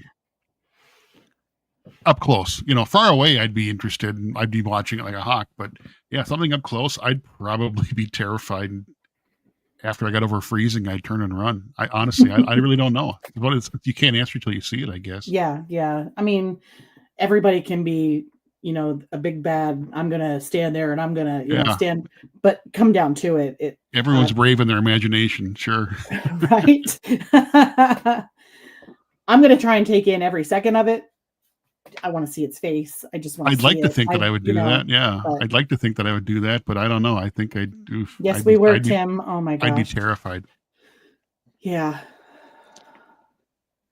I think if it's daytime, I'm fine. I'm going to stand there. I'm not going to run. I'm just going to stay there. If I see one, I'm like walking out to the wood pile to grab a log for the fire, and I run into one. I'm running. Yeah, that's a good point. I'm just like zipping out of there. Yeah, at night for sure, I'd be terrified. Yeah, my coworkers think I'm crazy. We had to talk about this today. You go in the woods at nighttime, and I'm like, well, yeah. Like, when are you gonna see them? You go out at night vision, voice recorders, GoPros, video recorders, everything. We take everything, and they're just like, I can't believe you. You go out in the middle of the darkness, in the middle of the night, and you don't know what's out there, and you can't see what's coming. And I'm like, well, if this is how I go, if I get eaten by a bear or attacked by a moose, or I don't know, anything can happen. So, you know how many times I know there's one right out the window at a cabin or whatever, and I purposely will not open the damn curtain. I just can't bring myself to do it. I don't know what it is. I've been searching my whole life, it seems like, and I'm afraid there was one peeing right out the window one time. Oh my gosh. I knew it was a Bigfoot because he had just thrown the picnic table I can't even lift across the porch. So I knew it was something big. And the urination was right out the window where we urinate. So it was marking the same spot we urinated. And I was right there. I mean, just either way, I could have just went even a little peek and I could have looked, maybe even just seen it out. I don't know what it would do to me. I have no idea. Hmm. And what about you? It's one of those things until you see it, who knows? You're in a dark cabin. Let's say you're with friends, but they're all sleeping. And there's one out there peeing. What would you do? Would you look? Or would you just not look and just listen like I did? Well, I would definitely listen because I did that. I actually had one standing behind my car at a camp out. And the only reason I knew it was a Bigfoot standing there because I pulled into the wood line. So I would have had to drive through this thing to park where I was parked. And I froze because I saw it. Like there was just enough moonlight to see the figure. And all I saw was like the midsection. There was no head, no shoulders, no legs. And I was like, I froze because I was like, oh my gosh. I was afraid to blink because I thought he's going to hear my eyelashes close. And I was like, I just laid there and I listened and I was like, okay, I'm going to just listen to see if it walks away. And I didn't hear a darn thing. When I looked back, it was gone. Well, here's see, I'm an overthinker. This cabin, like I was in the one time, it had been destroyed by something. It came in the cabin and destroyed everything. So that's in the back of my mind, thinking, okay, I'm up here. There's no, I can't call for help. I don't have a car, nowhere to go. And I'm going to do this. And it's going to get surprised and PO'd at me. Mm-hmm. Or it's going to go, that's the son of a bitch I've been trying to kill. I just, my mind goes crazy. Like it's so I'm a safety, don't do anything. Mm-hmm. In fact, the last trip we went up, we told them where we were going, the outfitter, and the outfitter goes, oh, that cabin got destroyed again, the inside. And I'm like, well, Adam goes, do you have video? And she's like, yeah. And she shows us the video, and it was like the same destruction, just everything, including the windows were blown out of it. Oh and my I'm gosh. Like, oh God. And I was like, any bite marks? Nope, no bite marks, no scratches in the cabin. It just ripped stuff off, shelves that are 12 feet up. I mean, everything just gets destroyed. And then we walked down, Gwen, to the float plane after we paid our bill to take us out to the cabin that had just been destroyed, but they had fixed it up over the last 2 weeks. So we go down there and talk to our pilot. And he goes, where am I flying you out? And he knows us, the pilot. And we tell him Snell, and he goes, oh, crap. He goes, well, we got the cabin fixed from the last time it got destroyed here a few weeks ago. And then it pushed a giant tree over the roof the next day. So it didn't want. So we're thinking, okay, now we're going to this place, right? No guns, no nothing. A butter knife would be like our best tool for defense. I'm kidding, but that's all we had really. It's just, there was a little bear spray in the cabin that was probably 20 years old and empty. That was it. But so I do chicken out, and I'm not afraid to admit it. And I know people think, what an idiot. But if you were in that same situation, you might too. Yeah. After knowing what I know, see. Right. Having the cabin attacked. I mean, that cabin's been attacked, lifted, shook, screaming, rocks, logs. I mean, we've experienced it all up there. And I'm like, man, now I want to go there. Well, yeah, it's free because we're not going to go this year. We're all chickening out. It's free in August. That's a pretty good comment by Brendan. You see that comment by Brendan suggesting that if they don't like game cameras, put a game camera up in the cabin. It'll keep them out. Well, yeah. It's a pretty good idea, actually. Yeah, it's a good idea. But, and I actually got to interview the owner, the outfitter, for the first time. And guess what we talked about openly? Bigfoot. And he He was knows. totally open finally. He had mentioned he had crashed the plane just a little ways away from the cabin from Snell, and he got hurt. He was bleeding, and he had a call. He had a sat phone, but he called. They couldn't pick him up. Wherever he was like away from anywhere they could land. So they told him to walk like due east. So he had to walk through the forest, and he said he got followed the entire way, paralleled. Wow. Something was shaking trees and doing all sorts of crazy stuff. And he's got like moss taped to his head to stop the bleeding. And I interviewed him for it's going to be in Legend Meets Science. Pretty amazing interview. Outfitters do not ever talk about this stuff. No. They know, but they don't talk. Their lips are sealed. And this guy opened up about everything. I cannot wait for the public to see this interview. Anyhow, where are we at? I'm sorry. I got sidetracked. I love hearing the stories. No, I know. But okay. What other experiences did you have? Because you've had stuff that doesn't make any sense. And somebody had mentioned right in chat that was with you during an encounter. Yes. So we were at Salt Fork, Ohio. And did you live there in Ohio? No, I live in Pennsylvania. Oh, so to go to Salt Fork is like 5 hours for me. Okay, well, that's close. Yeah, I love Salt Fork. Yeah. But I sat with a gentleman that is physically disabled and can't walk into the woods. So the rest of the group went to the woods, and me and Tim sat on the tailgate of his pickup truck. And literally 7 or 8 feet to the left of us, one came out of the woods and actually put its palm print on the side of Tim's truck, which I later lifted because I was like, that's incredible. It was pretty wild. Yeah. But just having that, knowing that it was that close to us, was incredible. What do you think it was doing? What do you think it wanted? I'm not sure, because you didn't sneak up on it, no doubt. No, I don't think so.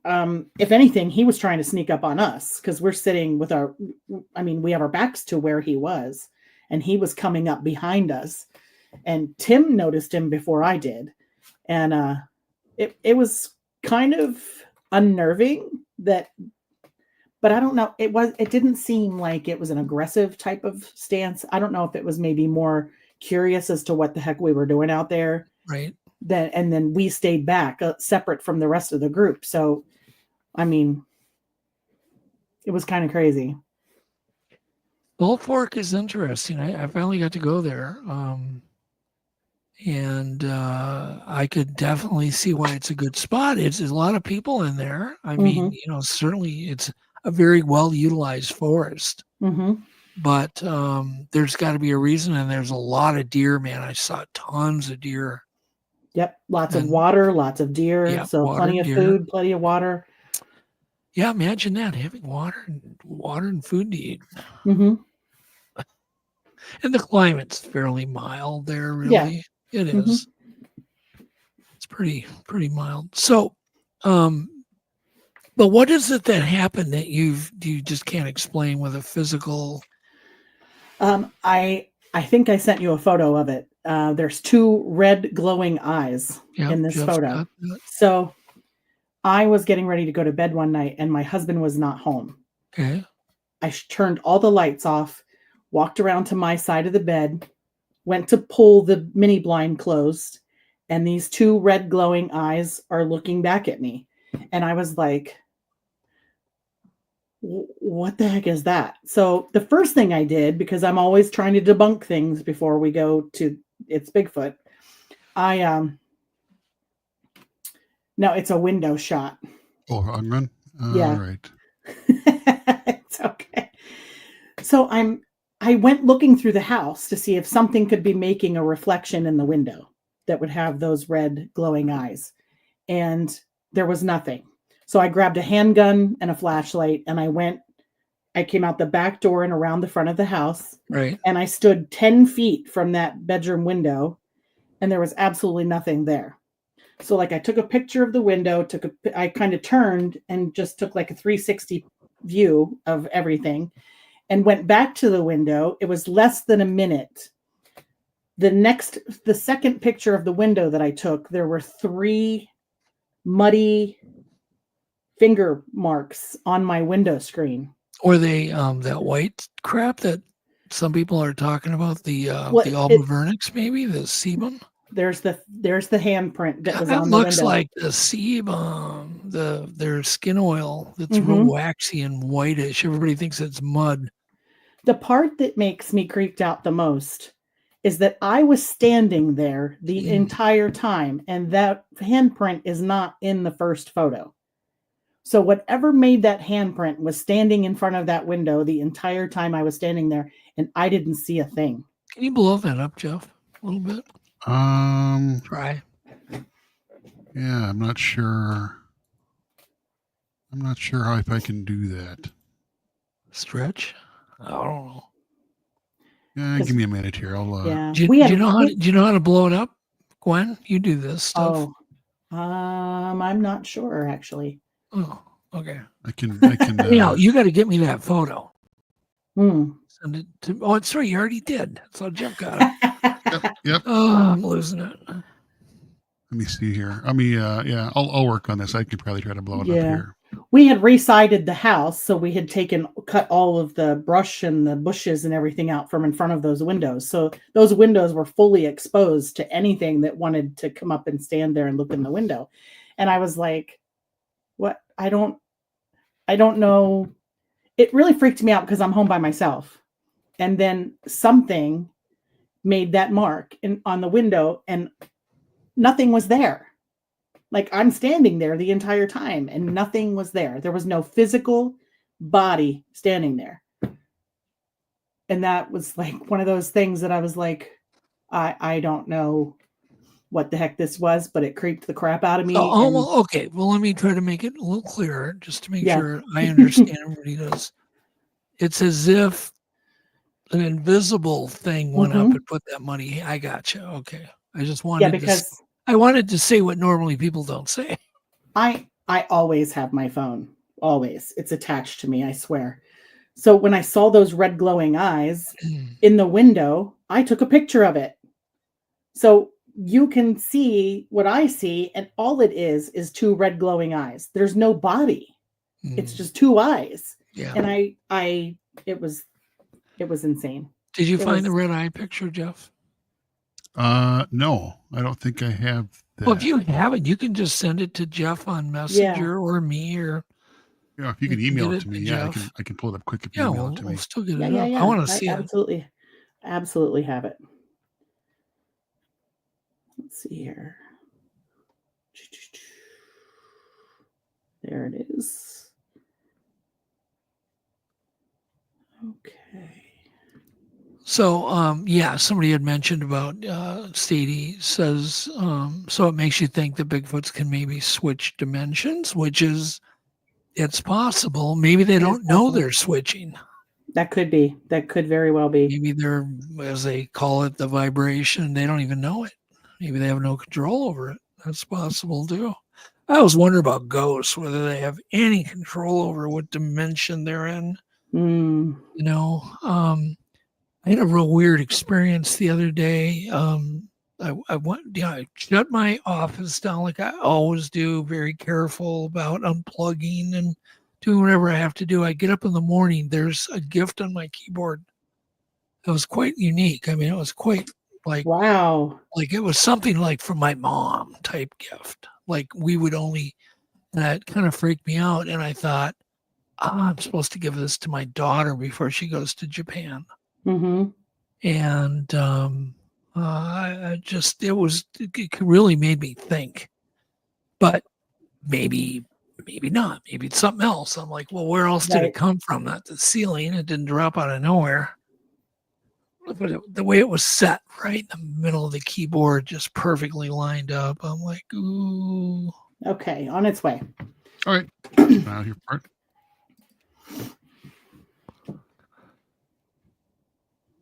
Yes, David. That's it.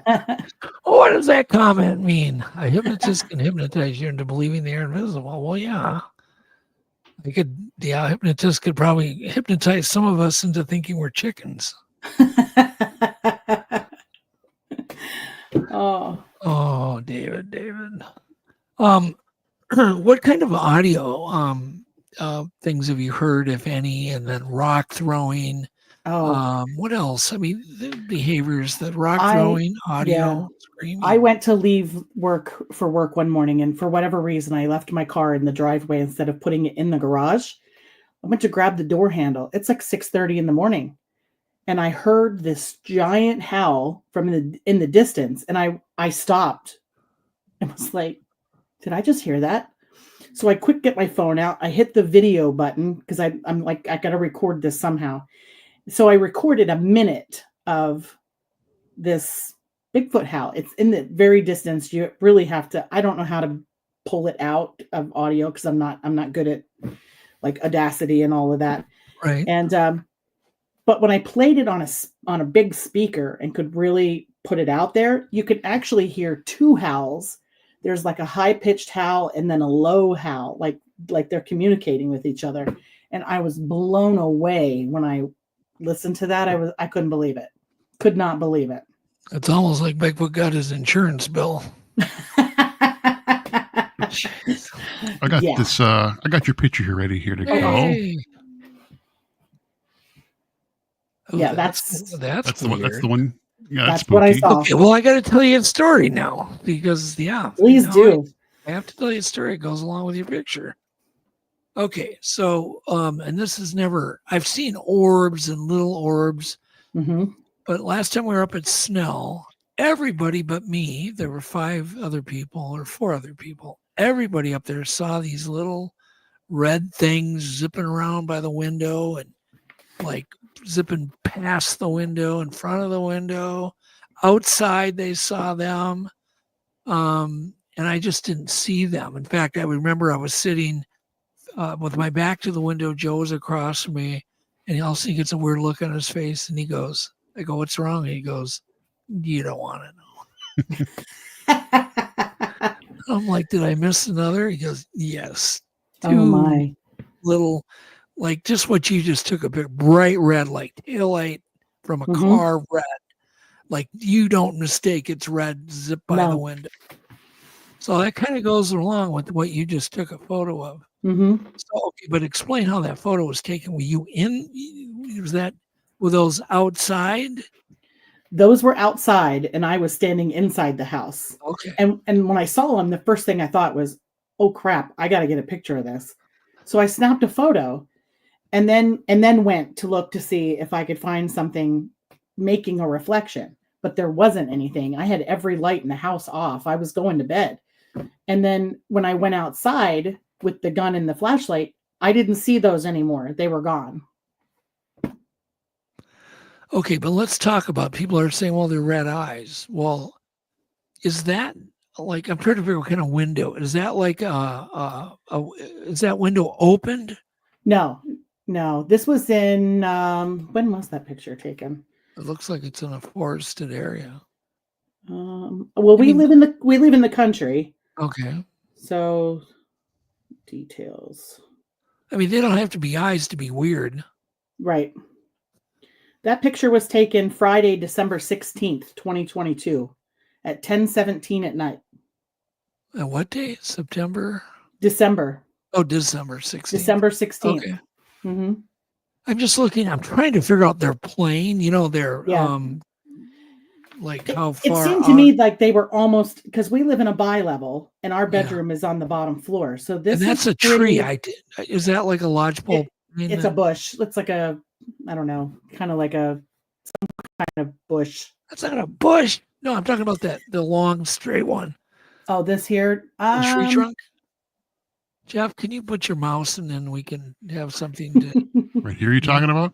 Put your mouse up there. I don't see your mouse. Hold on, let me get rid of Stone's thing there. Okay. Put your mouse. I don't see your mouse, Jeff. Oh, I'm on it. Well, let's see it. Your mouse is in a different dimension. Okay. Guess, yeah. Okay, let's go. You see the lower red, red thing. Go to the other one. Is that a tree, a tall, like a trunk of a little tree out the window? No, What is that? Is that part of the house? I don't think so. I never really noticed that long black thing. I was just focused on the eyes. I don't know. There we go. Thank you. Jeff figured out how to blow it up, didn't you, Jeff? Well, it's a different kind of file. Some files you can zoom in. Some you can zoom in on, some you can't. Oh, yeah. Okay. So what do you guys all think? I'll try to put up some of your comments. Looks like the head is tilted. Yeah, I'm just trying to figure out, is that a tree or what is that? That's all. It's definitely red and it's definitely something. Mm-hmm. And I definitely believe you because you're saying you even looked around to make sure there wasn't any reflections. Yeah. First thing I did was look to see if there was reflection. And generally, if there's a red light reflection, there's going to be one, not two. Mm-hmm. Like from a charger of a phone or whatever. Right. Okay. Well, that's a mystery. That's a good one. But there's no body. And you saw it with your own eyes. You saw it with your own eyes. Yeah. Mm-hmm. See. No, that's a good one. It says laser light hitting the window glass. Well, yeah, but where's that coming from? Right. There, I don't have anything in the house that make that. Exactly. Or outside. Right. Somebody said the dark spot is, maybe you can investigate that a little bit. What is that thing? I'm just curious because it's cool. That is, I don't see many pictures like that I feel are really legit. I really do on yours. I think that's like for sure legit. I just don't know what it is. Be nice to know. All right, Jeff, your turn. I've been hogging this conversation beyond hogging. So tell me again what you're in Pennsylvania. Where in Pennsylvania? I'm almost in the dead center of the state. I'm about an hour above the capital, Harrisburg. Okay. Yeah. I haven't been there, but I have friends that live in Mountaintop. Are you close to me? That's up in the Poconos. Yeah. Yeah, it's not far, but about an hour and a half. Oh yeah, there's activity up there. Yeah. Is there? Yeah, I need to go visit them. It's a good friend of mine. He just moved there from Baltimore, and I got to go visit him and check it out. It seems like a cool area. I guess one thing I'm curious about is when you go out in the field, do you go out in a group or by yourself more often? I usually always go with at least one or two other people. I try not to go into the woods by myself. I just don't think it's safe. I don't think it's smart. Exactly. It's just not safe or smart. If I'm on my own property, there are woods that are attached to our property, and I will go out there. But I don't go, like if I'm going to a research area, I don't go by myself. Oh, by the way, I'm gonna distract you and butt in. Arthur you need to address this because that's a possibility without knowing your driveway or. I thought the same thing, but there was nobody coming or going. Okay. Like we live in the country. You could easily test that. Just put in the driveway, have them hit the brakes. Right. About the same time of day, same time of year. Yep. And you could debunk that but that's pretty smarty, Arthur. Mm-hmm. So I've talked about this before. One of the cool things in the last 10 years in the community is there's so many more women involved getting out in the field, which is great. And have you noticed any differences if you've been out in a mixed group versus groups of just women? Have you noticed any kind of different stuff? Foot goes, but I know in hunting, like when I used to hunt, I always seemed to see more deer than the guys did. And I'm not exactly sure if it's a hormone issue or what, but I always seem to see more animals than everybody else. So I think it's kind of the same thing. Like, you're very aware of your surroundings. Yeah, you're observant. Yeah. That helps. I'm a paramedic, so that's the one thing they taught us when I was in school, to just pay attention. So when I go into somebody's house, the first thing I do is I scan, and we can leave the house and I'll tell you, did you see this? Did you see that? And people go, no, I didn't see that. And I'm like, you need to pay attention. Like your environment is everything.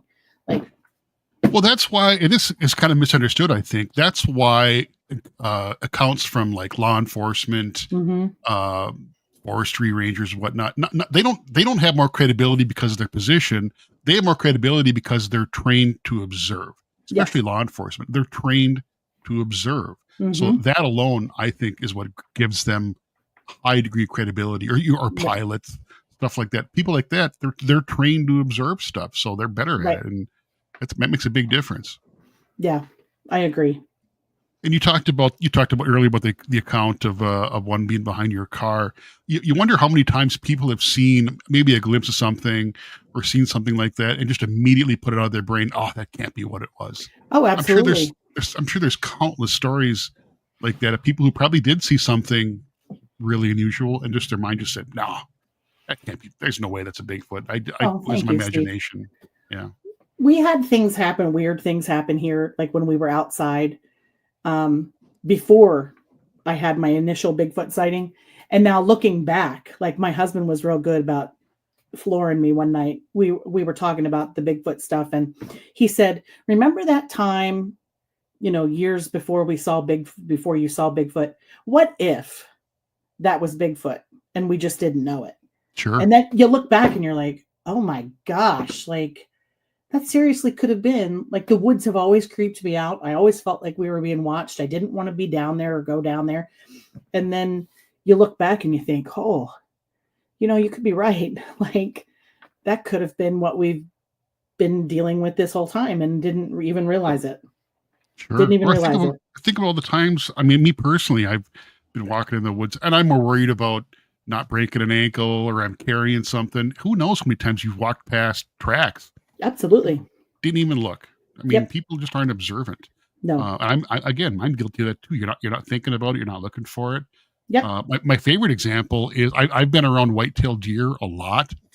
You can pretty much step on a young fawn before you see it.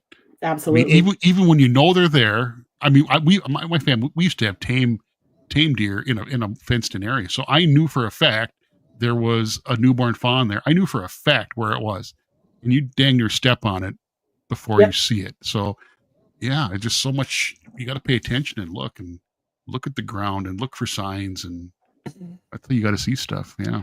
Daniel is saying that there was his son had a sighting back. It's near my home. We had a sighting near my home too. It was pretty cool. Wow. Yeah, double. I loved it too because there were two of us that walking right along the side of the highway, in kind of the ditch where all the alders and crap, it was just plowing them over, just walking right through them. No human would do that. And it was huge, and it had a very salt and pepper hair, most beautiful hair I've ever seen on any kind of or even fur for that matter, almost speckled. Weird. I still have not heard of a speckled Bigfoot. Have you, Gwen? No. No speckled Bigfoots? No, not yet. I've got tan, cinnamon, black. Oh, cool. If someone else reports one in the area, a year from now or whatever, I'll go, I saw that dude. Yeah, that'd be awesome. That would be awesome. Oh man. Well, you'll have to let me know, Daniel. I gotta hear the details on that. That would be Gwen, nice. I just got 2 new pictures from you. What's going on there? Okay, so those are pictures of the outside of the house. Okay. That same window. So you can kind of see. So there's the window. I had, made it larger to see the handprint, but that's the window. So there really isn't much there. Like I said, we had cut most of this stuff out to do the siding on the house, and there's just super interesting. Well, maybe you witnessed an invisible. Who knows? I'm the last guy to say you didn't. That's for damn sure. I've seen stuff that. Yeah, I don't even believe myself. Yeah. We've been outside in the yard doing stuff in the spring, summer, and fall, and you'll hear this rock coming through the woods, and it lands in between me and my husband, and he'll go, "Did you see that?" And I go, "Uh-huh." And he'll go, "I'm going in the house." And he'll stop and he'll go, "Are you coming?" And I'm like, "No, I'm going to finish what I'm doing." If he wanted to hit us with a rock, he would. Like, I think they have better aim than we give them credit for. So I'm just like, no, I'm going to finish doing what I'm doing. I think they find it funny. I think we're kind of like their little TV system, and they think it's funny that they throw a rock and he goes in the house. So. All right. So what we're going to do, let's just take a little, we've got to run a commercial. Mm-hmm. We're going to do our clips. And I think that's all we have left, right, Jeff? I believe so. And we'll come back to Bigfoot. Just stay on, Gwen. Sure. You're co-hosting now. When somebody like puts I used to love that when I was a kid, watch those cowboy movies, they deputize people. Oh, that's awesome. I think that was so cool. You've just been deputized. Perfect. Awesome. I love it. So let's go ahead and do that. I'll run this ad quick. Yep. We'll be right back. The Bigfoot mystery will not go away by ignoring it. And Bobby Short didn't. This is the book that wasn't supposed to be published. But against all odds, it was published posthumous. By Hangar One Publishing, uncover the classified world where military precision meets a cryptozoological mystery. In the De Facto Sasquatch, Cultural Legacies and Military Encounters, renowned researcher Bobby Short delves into the shadowy realm of Bigfoot sightings on America's most secure military installations. The De Facto Sasquatch doesn't just present evidence, it poses questions that will haunt you long after you've turned the last page. Prepare to question everything you thought you knew about Bigfoot, military secrecy, and the very nature of reality itself.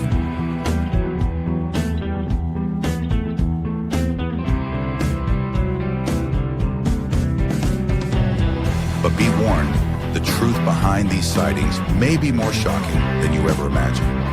From mysterious footprints at Fort Bragg to inexplicable encounters at Edwards Air Force Base, Bobby Short takes readers on a thrilling journey through decades of classified incidents. The De Facto Sasquatch doesn't just present evidence. It poses questions that will haunt you long after you've turned the last page. Order your copy of De Facto Sasquatch directly from Hangar One Publishing, Amazon, or Barnes & Noble. Also look for it at many specialty gift shops. De Facto Sasquatch by the late Bobby Short is a must-read and is destined to be one of your treasured books. Get it today.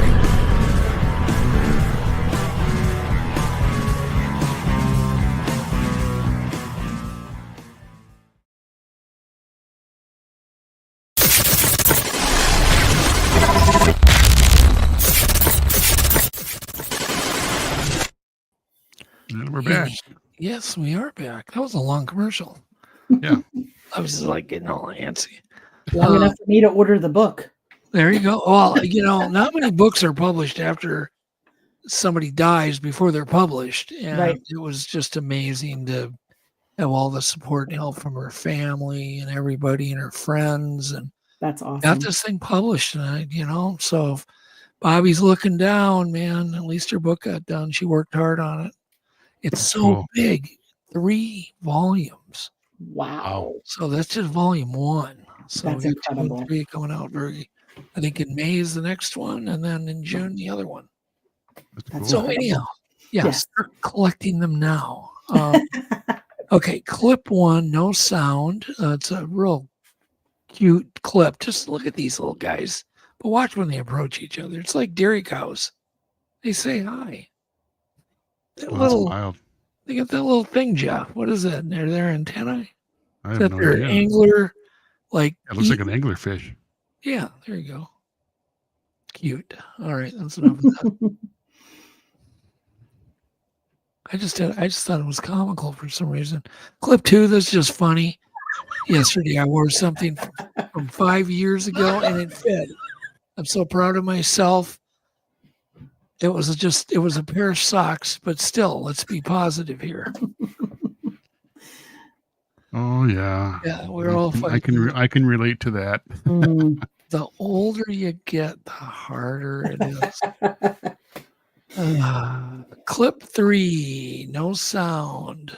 This is a really cool butterfly. I saw this. Yes, it is. And it has transparent wings. That's incredible. It's called the glass butterfly.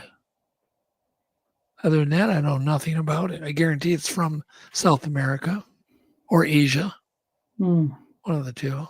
It's so wild that animals can be transparent. Right. Fish like that, it's crazy.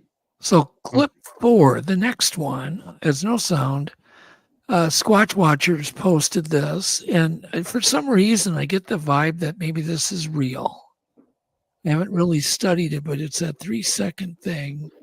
Any opinions on this would be really helpful to me, helpful to everybody. You can almost replay it from the beginning because Sure. it doesn't really get better. It just gets worse at the very first second.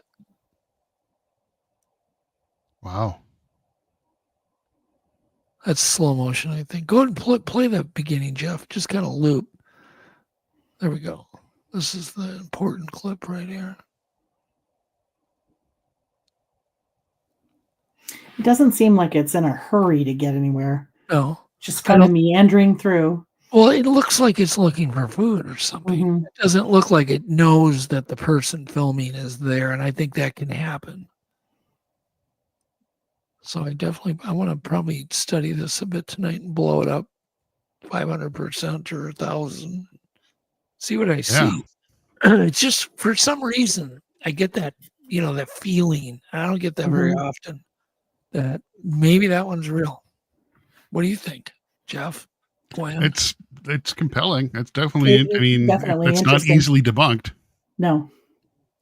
And I'm constantly saying somebody somewhere out there has got good footage and clear photos that they don't want to bring forward because of getting ripped apart. Yeah, and Daniel brings up a good point. It's too long to be AI because the AI generally does 5 second. That's it. It's not AI. No, I kind of rolled it out right away. Yeah, it doesn't look terribly huge. I don't know. Just kind of struck me as maybe real. I don't know. I wanted to share it. Clip 5. The sound is fine. This is kind of a little bit humorous. Just let it play with the sound on. Animals are so damn smart. This thing does. So there's a guy. There's only one guy laying on his chair. This guy shows up. He thinks he owns the place. Bet you've been there before.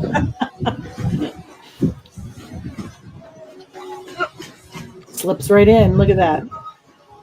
See, they don't call these things sea lions for nothing. They are amazing hunters. They have sharp teeth. They're smart. They can kill a man real easy if they wanted to, but they generally are pretty. This guy doesn't know what to do. He puts his feet out. People are laughing at him up in the balcony. And the thing just lays down in his damn chair. He's like, what the hell? Nope, that's my spot. That's a real moment, right? You can't take that one. Oh my gosh. That's a good one. Okay. I love that. Clip 6 is sound is fine. It's just an amazing close-up of a hummingbird. If you don't see God in this thing, creature, you don't see it anywhere. This is not AI. That's their iridescent feathers. It's a beautiful animal. Yeah. So beautiful.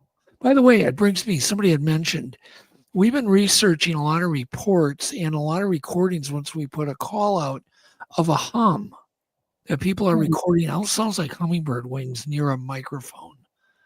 And it can vibrate like a recorder from quite a ways away and make it sound like it's almost overloading. If you ever hear of that or ever hear it yourself, we're getting more and more reports that go way back, all the way to 1934 about it. Once we started really researching, it's a project I'm working with David Ellis on, and we're both pretty convinced it's a Bigfoot thing. That could be very well be. Yeah. So anyhow, but that was just a beautiful creature. I had to share that. Yeah. Clip 7. The sound is fine. This is definitely, I call this one Jack in the Box. You'll see why. Oh, Jesus. I actually jumped. just a wolf spider, but man, Raptor Wow. spider. they're Yeah, it's really creepy. intelligent. If you've ever had an encounter with even a little tiny one, they'll sit there and study you. And That's what freaks me out. they jump, but they're really super intelligent. Like it freaks me out. Like I think I'm like talking or seeing my equal when I see one of these spiders.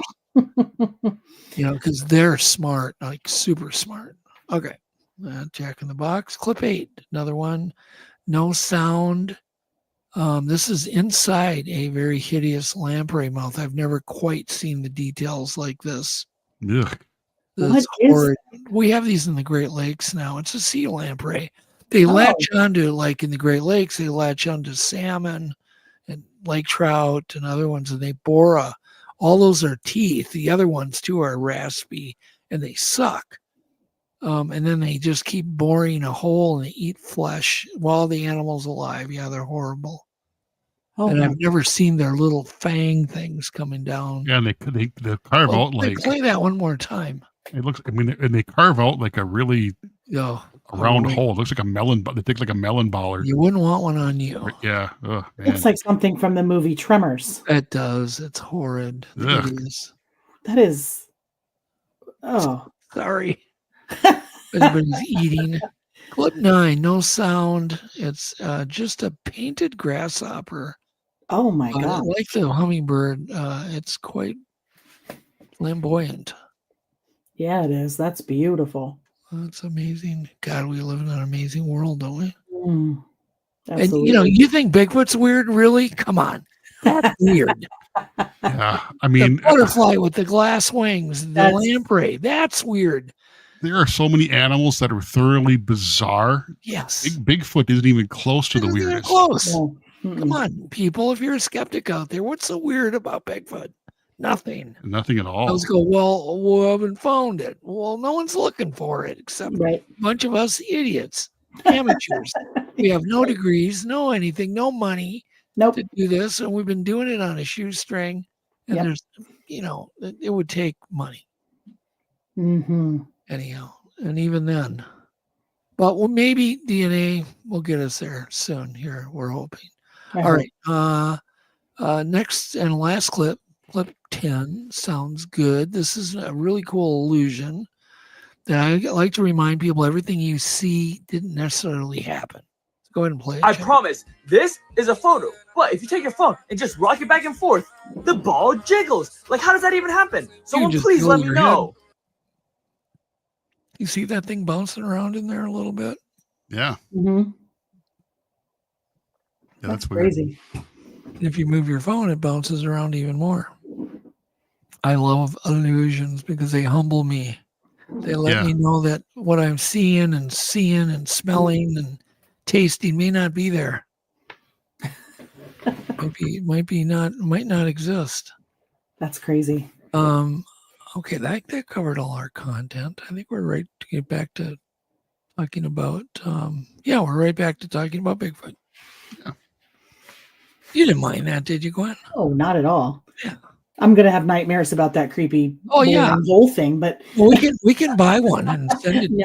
You can keep it in your aquarium and it'll latch onto the glass. You can just watch that thing night and day.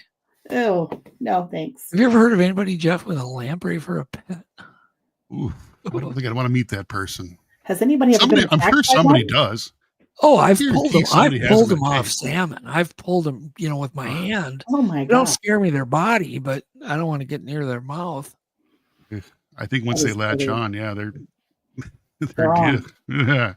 Well, thanks. So Greg goes, I had a 2-inch lamprey try to bite me in California. Well, you're lucky it didn't bite you, Greg. Thanks. I wouldn't even want to know how that was going to feel. Yeah, there you go. Bigfoot shakes and pictures all the time. Yeah, you're absolutely right. Well, here's something fun to talk about to change the subject. I got this picture I got, Gwen. What can you tell us about? This is fun. What can you tell us about that? So this is Sasquatch barbecue sauce. The company of Sasquatch barbecue sauce used to be owned by Michael Cook, and he had some health issues come up, and he we were working together with Sauce, and he called me up one day and said, "Congratulations, you now own Sasquatch Barbecue Sauce." So I rebranded it, rebottled it, and this is the new bottles, new labels, and they're bigger bottles. They used to be 12 ounce, now they're 16 ounce, and they are so good. Is there any corn syrup in those, or is it sugar? No. Cane sugar? There's no corn syrup. There's brown sugar, but there's brown no sugar. Okay. Brown Good. sugar. Yeah, there's brown sugar. Good for you. Good stuff. Yeah. And I can buy this off your site. Yes. Okay, Yep. I'm going to do that. We're also coming out with 6.5 inch or 6.5 ounce bottles, and we're going to offer sauce flights. My mind went right in the gutter when you said that. I don't know why. What the hell? Yeah, that way It's you can fun. get like trial size bottles in a sauce flight. Like you come out in a little board, like you go to the brewery and you get like a beer flight or a wine flight. I love beer flights. Big sauce fan. flights. Yeah. I love it. That's fun. And then Yeah. we showed this earlier, but I love that hoodie design. That's awesome. Jeff's trying to get a free one off you. Oh, I'm just saying. I'm trying to help Gwen promote her stuff. That's what we're here Oh for. my gosh, we have hoodies, tees, hats, baseball bats, mini baseball bats for the kids. We have cuddles. yeah, They we call got, those we can. got I'm everything. gonna try that sauce. The sauce is good. What I are love those called? barbecue. What are those can things that keep your fob warm? Oh, the can cozies. Yeah. Cozy. Cozies. Okay, Yep. yeah. Yeah, it's fun. Yeah, Yes, I gotta try. we I'm gonna have to try your barbecue sauce. That looks we cool. go to events, and if for people who don't know Bigfoot, they walk past and they just stare at the table because they're like knockers. Like it's really weird. And then sometimes, like if I'm speaking, my husband will be at the stand, so that's even weirder because it's some guy standing at the got knocker stand. So it's you can hear him telling people it's woman owned. She created it. It's about Bigfoot. People are just like, yeah, right, buddy. Yeah, it's fun. That's awesome. I love it. That's great. It's just great branding. I think it's that's phenomenal. I love it. Well, thank you. So I want to give away one more of those damn Bigfoot museums. Okay. So I'm going to ask one question, and anybody can answer. The first person to answer. I don't care how fast you're. Not you, Brendan. He If already you already got one. got a museum coming, you don't get to participate. I'm just going to ask one more trivia question. It's about food. The first person to come up with the answer just gets a Bigfoot museum. And you already got one coming, Gwen, but you can answer. I just won't. I'm not giving you two. Okay. All right. So here we go. Considered a loan word, right? A loan word from Greek, what is the difficult to spell name? It's a difficult to spell name. And it's a dip or a sauce made from strained yogurt, cucumbers, garlic, and other seasonings. It is most often served cold as part of an appetizer. First person to write it, and you got to spell it correctly. Good luck. I'm a big fan. I love this stuff. Where's the music, Jeff? Where does the music go? I can probably find that again. Just saying. No one's spelling it right. Well, you did say it's hard to spell. Yeah, It is. yeah. Let's just put it this It's hard to way. pronounce Stone Picker, correctly, you got it right. Spelled wrong. Sly Fox, you got it right. Spelled wrong. Huey got it right. Spelled wrong. Oh, maybe not. I'm looking here. No one spelled it No, right. I think there we go. somebody got it. Somebody got it right. It looks like Flat Rockland is the first one to spell it right. I think that's the right way to spell He already won that thing, though. So it. Well, heck with him. Let's go to the next guy. Who's Stone Picker got it right? Stone Picker. All right, Stone Picker, you won it then. So again, email me, Jeff.P. at untoldradioam.com. He used to listen to this damn show, doesn't he? What's the answer? It's tzatziki Tzatziki. sauce. It's a cucumber sauce. Okay. I just had some the other night. You eat it with like a gyro. You have a big gyro fan. sandwich? I Yeah. love yours. Gyro sandwich, they're good. You got to have the cucumber tzatziki sauce on it. Yeah. And you got to make sure they haven't left it out of the bag when you leave. Because so often it's just magically left out of the bag. And then you're like, bummed because nobody wants to eat a euro without dizzy. Right. So there you go. Fun stuff. Yep. There we go. I like food trivia. It's kind of fun. Yeah. I just like food. Yeah. Mm-hmm. I'm looking. All right. So tell us, what time is it? Yeah. We'll wrap it up pretty soon here. Tell us, what method do you use when you guys go out and research? What do you do? Oh my gosh. Well, if anything, I mean, it's okay to do nothing. But I do not beat on trees. Okay. And I do not do Bigfoot calls because I just don't know what we're saying. Yeah, like, I don't want some raging Bigfoot storming through the woods for a date or a fight. A date. I don't want either one. Well said. I like that. A date or a fight. I don't want either one of those. I spend a lot of time listening. I spend a lot of time looking. I always wear, I know this sounds funny, but it comes from the paranormal background of me. I wear a GoPro on the front. I wear a GoPro on the back because you're going to walk past something and it's going to cross behind you and you're going to miss it. And, always a voice recorder, always a video camera, GoPros, flashlights, thermal cameras, night vision cameras. I have binoculars for the daytime. I just, we go out and we just try to boots on the ground. Look quiet. Yes. You're just presenting yourself. Here we are. Yeah. Come and get me. That's kind of what I do. Once in a while, a wood knock, I guess. But that's the only thing. Like one wood knock, not a whole bunch, just one. Yeah. Just to say, I'm here. I might be another male Sasquatch. You might want to come check us out. Right. But I don't do anything other than that. Yeah. It does seem like acting normal gets the most results. Absolutely. Sitting by the fire is because they're curious as to what you're doing and they watch you. I mean, you don't have to do anything special. You don't have to spend, walk 10 miles and spend thousands of dollars on equipment. Just sit around a fire. They'll come to you to check you out. Joanne, I have used parabolic mics before. I have one in my gear bag. Yeah. Yeah. So, okay. Well, I was going to just mention something about parabolics. People always talk about getting them. The problem with parabolics is you've got to know exactly where your subject is, and it's got to be aimed right there. I mean, you don't have a lot of margin of error. No, right. You don't. Parabolic. And I've heard more recordings that I think would have been good if they wouldn't have had a parabolic because they were, 10 degrees off. Yeah. If they're be pointed in the direction of where you're. It's fine to have one also, but you should also have a regular omnidirectional mic going. So you can use a parabolic, grab an omnidirectional, use that too. That's my only advice. Mm-hmm. Yeah. Parabolics are great, but they can be misdirected. Yeah. Come on, people, let's go ahead and ask some questions here.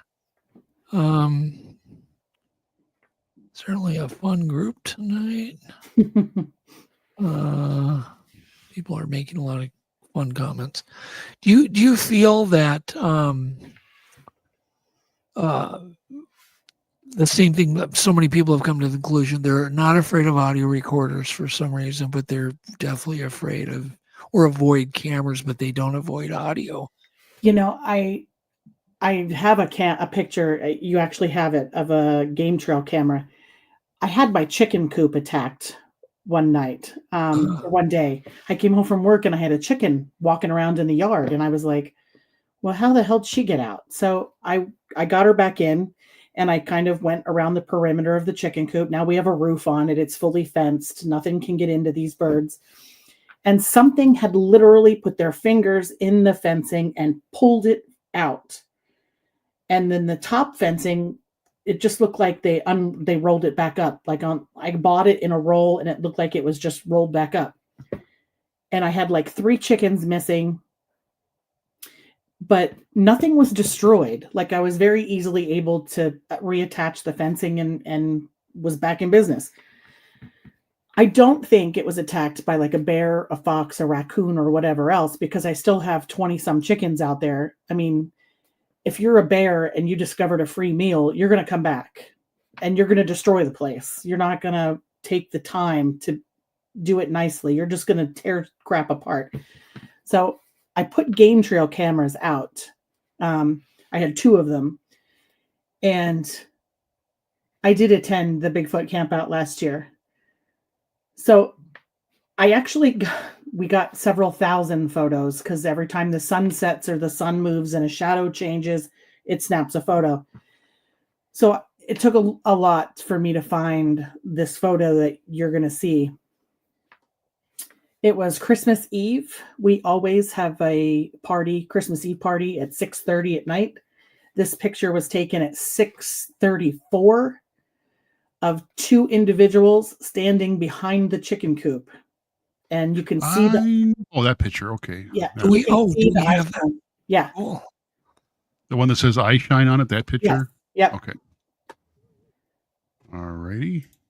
There we go.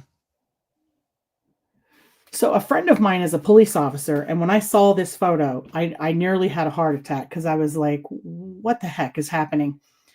As soon as you hit that wood line, the hill goes down pretty steep. Gotcha. So my friend's an officer. I said, you got to get over here right now and tell me how to figure out how tall something is based on like where this eye shine lands in the trees. And based on the pitch of the hill and where these eyes landed on these trees and between the branches, this one on the left is about 9 foot tall, and the one to the right, the slope is kind of up more, so he's about 6 foot tall, and he seems to be looking at the first one. And this is while people are coming to my house, like they're physically watching people enter my house. Makes for a party. sense. Yeah, That actually makes sense to me. yeah. Can you describe your property or the surrounding area, Gwen? Is there a lake or a stream There's a nearby? stream. Actually, the stream is at the bottom of this hill that you're looking at now. Exactly. So if you go to the bottom of this hill, there's a creek that runs through there. Yeah. And then there's a larger creek we have about 2.5 acres of property, and on 2 sides of it, it's wooded. Now there's houses near us, but they're not, like, you have to yell to talk to the neighbor. So this wood line that you're seeing is like the side of our property. And this is where most of the activity comes from. And like I said, there's a creek at the bottom of this hill. And then behind us, there's a thin patch of woods, and then it's cornfields. What? I was so confident I would have bet you $10 that there was a creek Yeah. or water down there. Yeah. They just don't seem to stray far from water. No. The other thing is people think that they live like, really far away from everybody. And to me, they're on the edges. That's where the food is. Mm-hmm. Part of that edge. We get gifted golf balls. We live about 2.5 miles from a golf course. Wow. Excuse me. And before I even found out that Bigfoot was a thing, we were finding golf balls in our yard. And I'm like, whoever's hitting golf balls for 2.5 miles should probably be on a circuit. They were trading you these rubber eggs for the real ones. Because I don't think a fox or a raccoon or a squirrel is going to carry a golf ball that far. Unlikely. And we were finding golf balls exactly quite often, actually. Well, that's only about the 5th time I've heard that story from I've heard that from other homeowners too. So I got him an orange fluorescent golf ball, but he didn't take it. I don't know if he doesn't like it or what, but he never took the orange golf ball, which is probably still out there, I think. Nick has a question for you, Gwen, if you can see that. Why are the eyes on the left looking closer together than the eyes on the right? The eyes on the right, it kind of looks like it's turned kind of sideways, like it's looking at the first one. That's the only thing that I could think of, that maybe it was just turned funny. to look at the first one, because I do believe we have an adult and a juvenile that come through here. They're not here all the time. It's very sporadic, and they'll be gone for months, and you get nothing. And then one day, you hear a tree knock, or you hear a tree break, or some rock comes through the woods and into the yard. Because you have neighbors, Gwen, are you a little bit shy about talking about having Bigfoot activity on your property? No, the neighbors all think I'm crazy. I will periodically, see one of them when I'm, pulling into the driveway, and I'll stop and I'll be like, "Have you seen anything lately? Have you heard anything strange?" And they're all like, "No, Gwen." Well, let me get. I bet you have wild turkeys. I bet you have, coyotes. Oh yeah, I've heard deer, coyotes. We have lots of deer. Mm-hmm. Yeah, all these things. You probably have more wildlife around your home than you would if you went out to some forest or salt fork even. Mm-hmm. Yeah. Mm-hmm. We have groundhogs. We have chipmunks. There's squirrels. There's raccoon. I know there's at least one raccoon out there. Those are nature's nachos. Yeah. Yep. I love them. That's probably my favorite animal out there, the raccoons. They look like little burglars. I just think it's fantastic. Yeah. And I would imagine, I've never really heard of anybody seeing a Bigfoot with a dead raccoon or no. But I would imagine that they're, they kind of freeze up and they kind of stay like up in a tree. I made the mistake of going coon hunting many, many years ago just to see what it was all about, right? Mm-hmm. And I was surprised that they pretty much just kind of once they're up a tree, they stay there. So if a Bigfoot climb a tree, it could definitely prey on raccoons. I think that's more like a snack. Yeah, a nacho. Like a Bigfoot. It's just like walking taco. Yeah. But I just, so many people have activity in a neighborhood. You could say suburbs or deep, more rural suburbs. But they're so embarrassed to say anything because there's a gas station 3 miles away or a neighbor, 800 feet. And they're just like, well, it just can't be. But then they'll be like, well, what the hell's banging on our house every night? Yeah. What ate all our apples last night off our apple tree in our front yard? We'll be sitting in the living room, and we have bloodhounds, and they will be dead sleeping, and out of nowhere they're up, they're at the door, they're barking, they're growling, they're scratching at the glass, and I've already left them outside, and they cower to the ground. Their tails are tucked between their legs. They won't leave the patio, and I'm like, something's out here. So I'll let them back in. And then I always, I'm a paramedic. I run in when everybody else is running out. So I grab the gun, I grab a flashlight, and I go outside. Because if it is an intruder, if it is somebody, because people are terrible, and, I'm going to be prepared. But I've never. What does your husband think about this? Does he think you're nuts, or are you? Initially, he thought I was crazy. Initially, okay, yeah. But now he's on board. He's 100% on board. He's never seen mentioned the rock throw, and he saw that, and he's like, I don't blame him. Every time I have a rock throw, I'm going inside. Oh yeah, he's out. He's like, I'm going in. Whatever it is that he's doing can wait till tomorrow. Yep, getting hit in the head with a rock would not be a fun way to spend your evening. So he's on board. Okay. And you don't probably want to do research or like do anything to attract them because you have to live there. Right. I've had people say to me, why don't you leave him a pie? Yeah. And I'm like, I don't know. That's a very good idea. Because if I go on vacation and he doesn't get his apple pie, is he going to destroy everything? Like, I'm going to come home and my house is going to be leveled and my chickens are all going to be dead. And, I don't think that's a wise thing. I'm not gifting him any food anytime soon. Not on this property anyway. That's smart. I think that's smart. Yeah.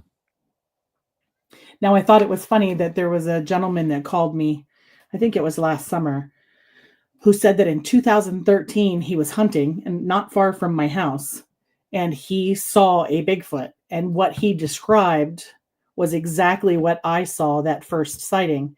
And the odd thing is the direction he said it was going would be walking towards my house.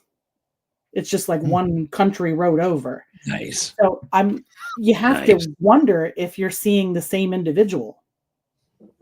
Yeah. So if you go out a mile or whatever, are there pockets of forest and like corridors that would lead to a state park? If you walk out my front door, there's a mountain. Oh. Yeah. And then on the other side of the highway, there's like a state route I got you. here, but maybe half a mile away. On the other side of that is another mountain.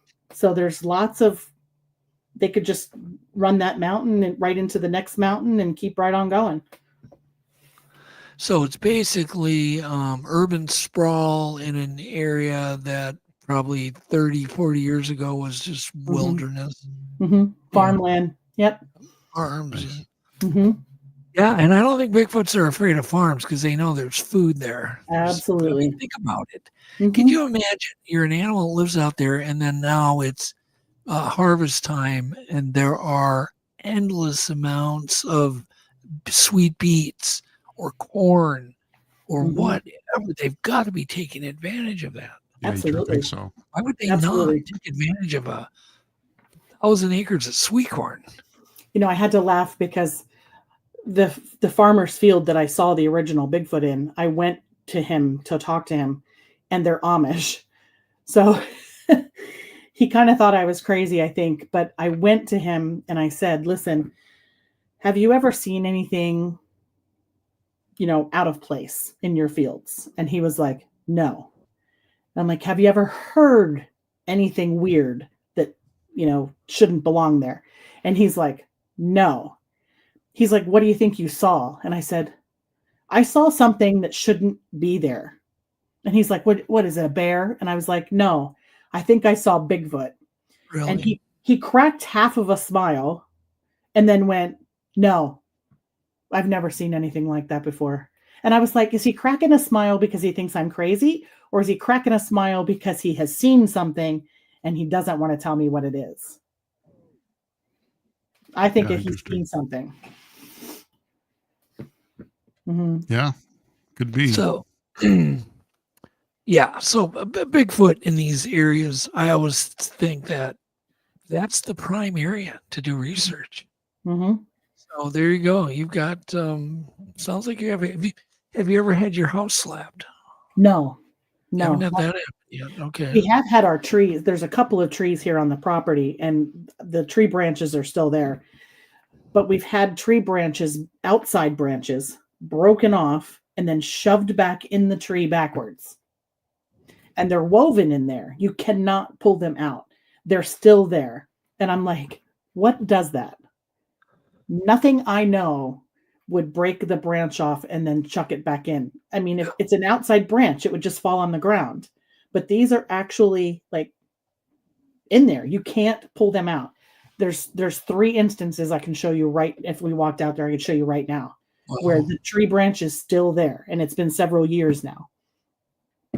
They're still there. Do you spend a lot of time outside in the summer? Absolutely. I'm always outside listening. Even sitting by the fire, swimming in the pool, or taking care of the chickens. I'm very attuned to my environment when I'm outside because I want to know if it's today the day I'm going to see one again. Yeah. Have you had any UFO activity above the? We actually, there was one night I was getting ready for bed, and it was like 10:15 at night. My husband had the dogs outside and he started screaming for me. I hurried up. I ran outside and he's like, look. And above our neighbor's house at treetop height were these 3 white lights. They were up and down in a straight direction. And there was no noise. This thing, 0 noise, dead silent. And it kind of just went back and forth. And then it went up to like the end of the street where the road turns, and it made a 90-degree turn. It didn't go out around. It went like this. Yeah. And then I'm chasing it through the yard, and I actually filmed it. And then it made a 90-degree turn and started coming down our driveway. And I thought, I started to panic because I was like, oh my God, like it knows we're filming it and it's like coming after us now. But then it made another 90-degree turn. It went behind a pine tree and completely disappeared. What do you think it was?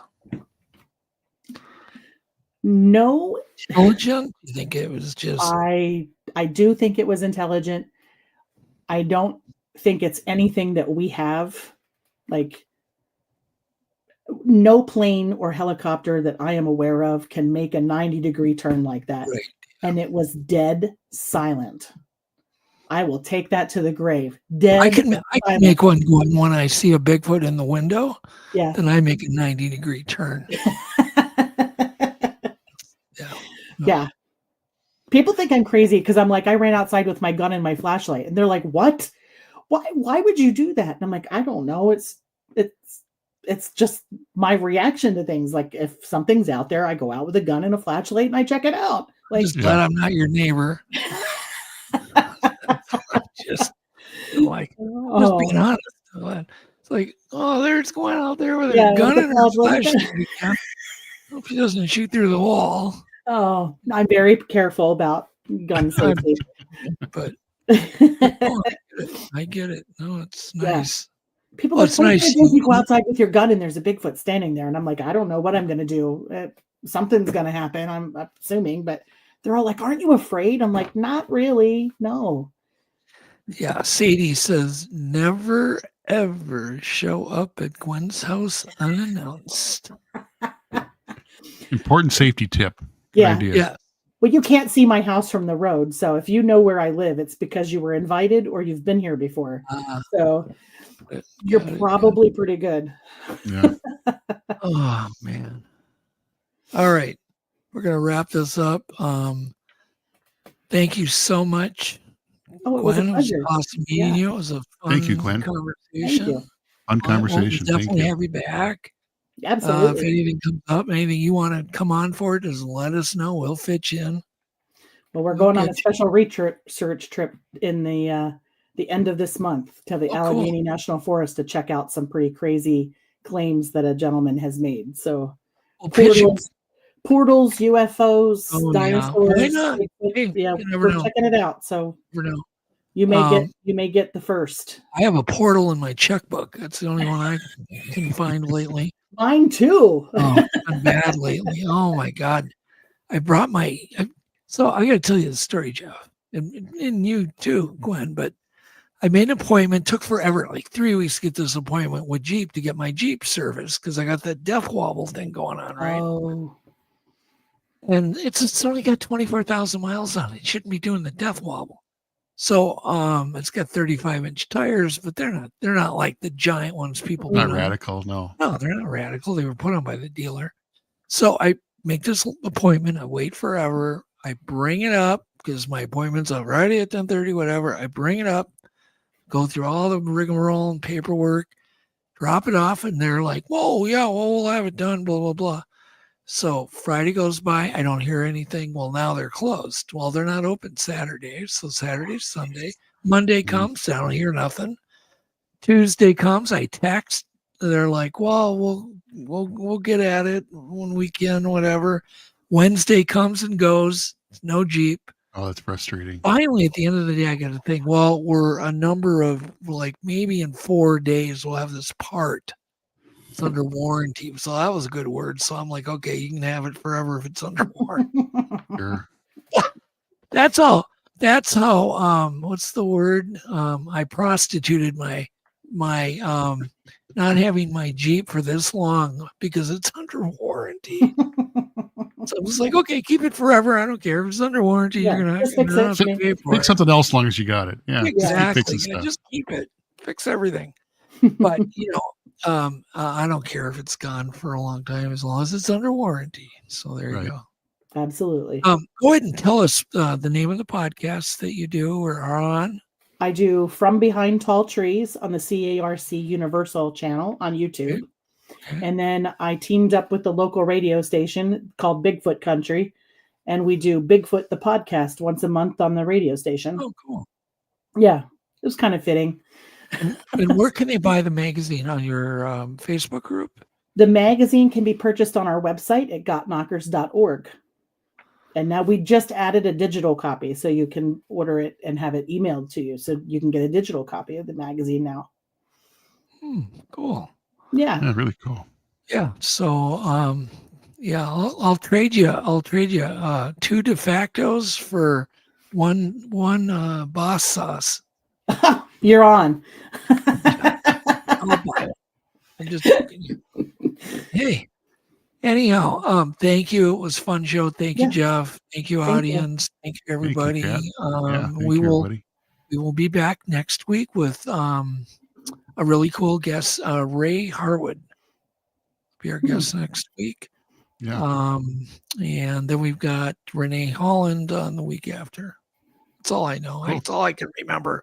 I can't remember either. I know. That's why I write stuff down. I can't remember any of But it. yeah, it was really fun. Well, thank you for having me. Yeah. Appreciate Thank it. you, Gwen. And you just keep going out there with your gun and your flashlight. Just keep doing it.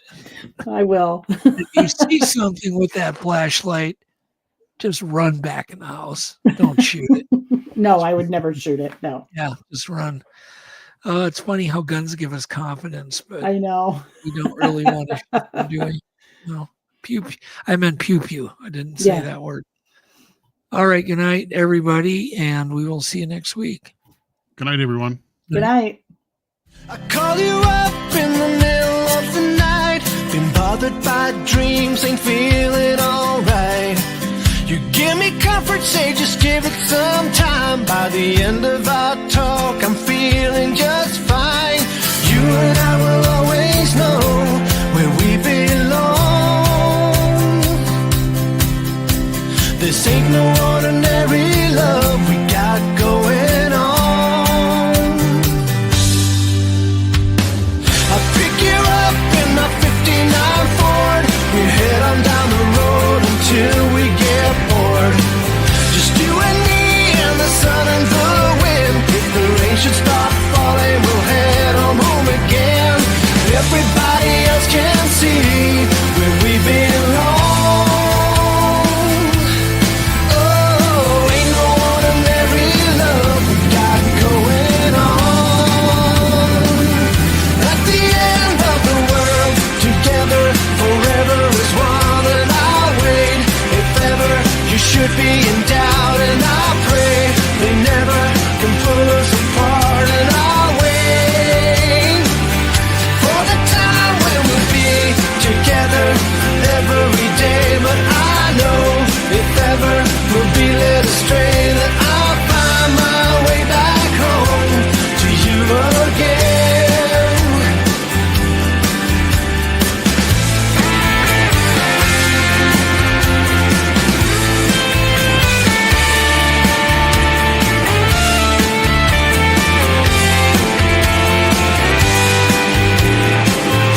At the end of the world, together forever is one, and I'll wait if ever you should be in doubt, and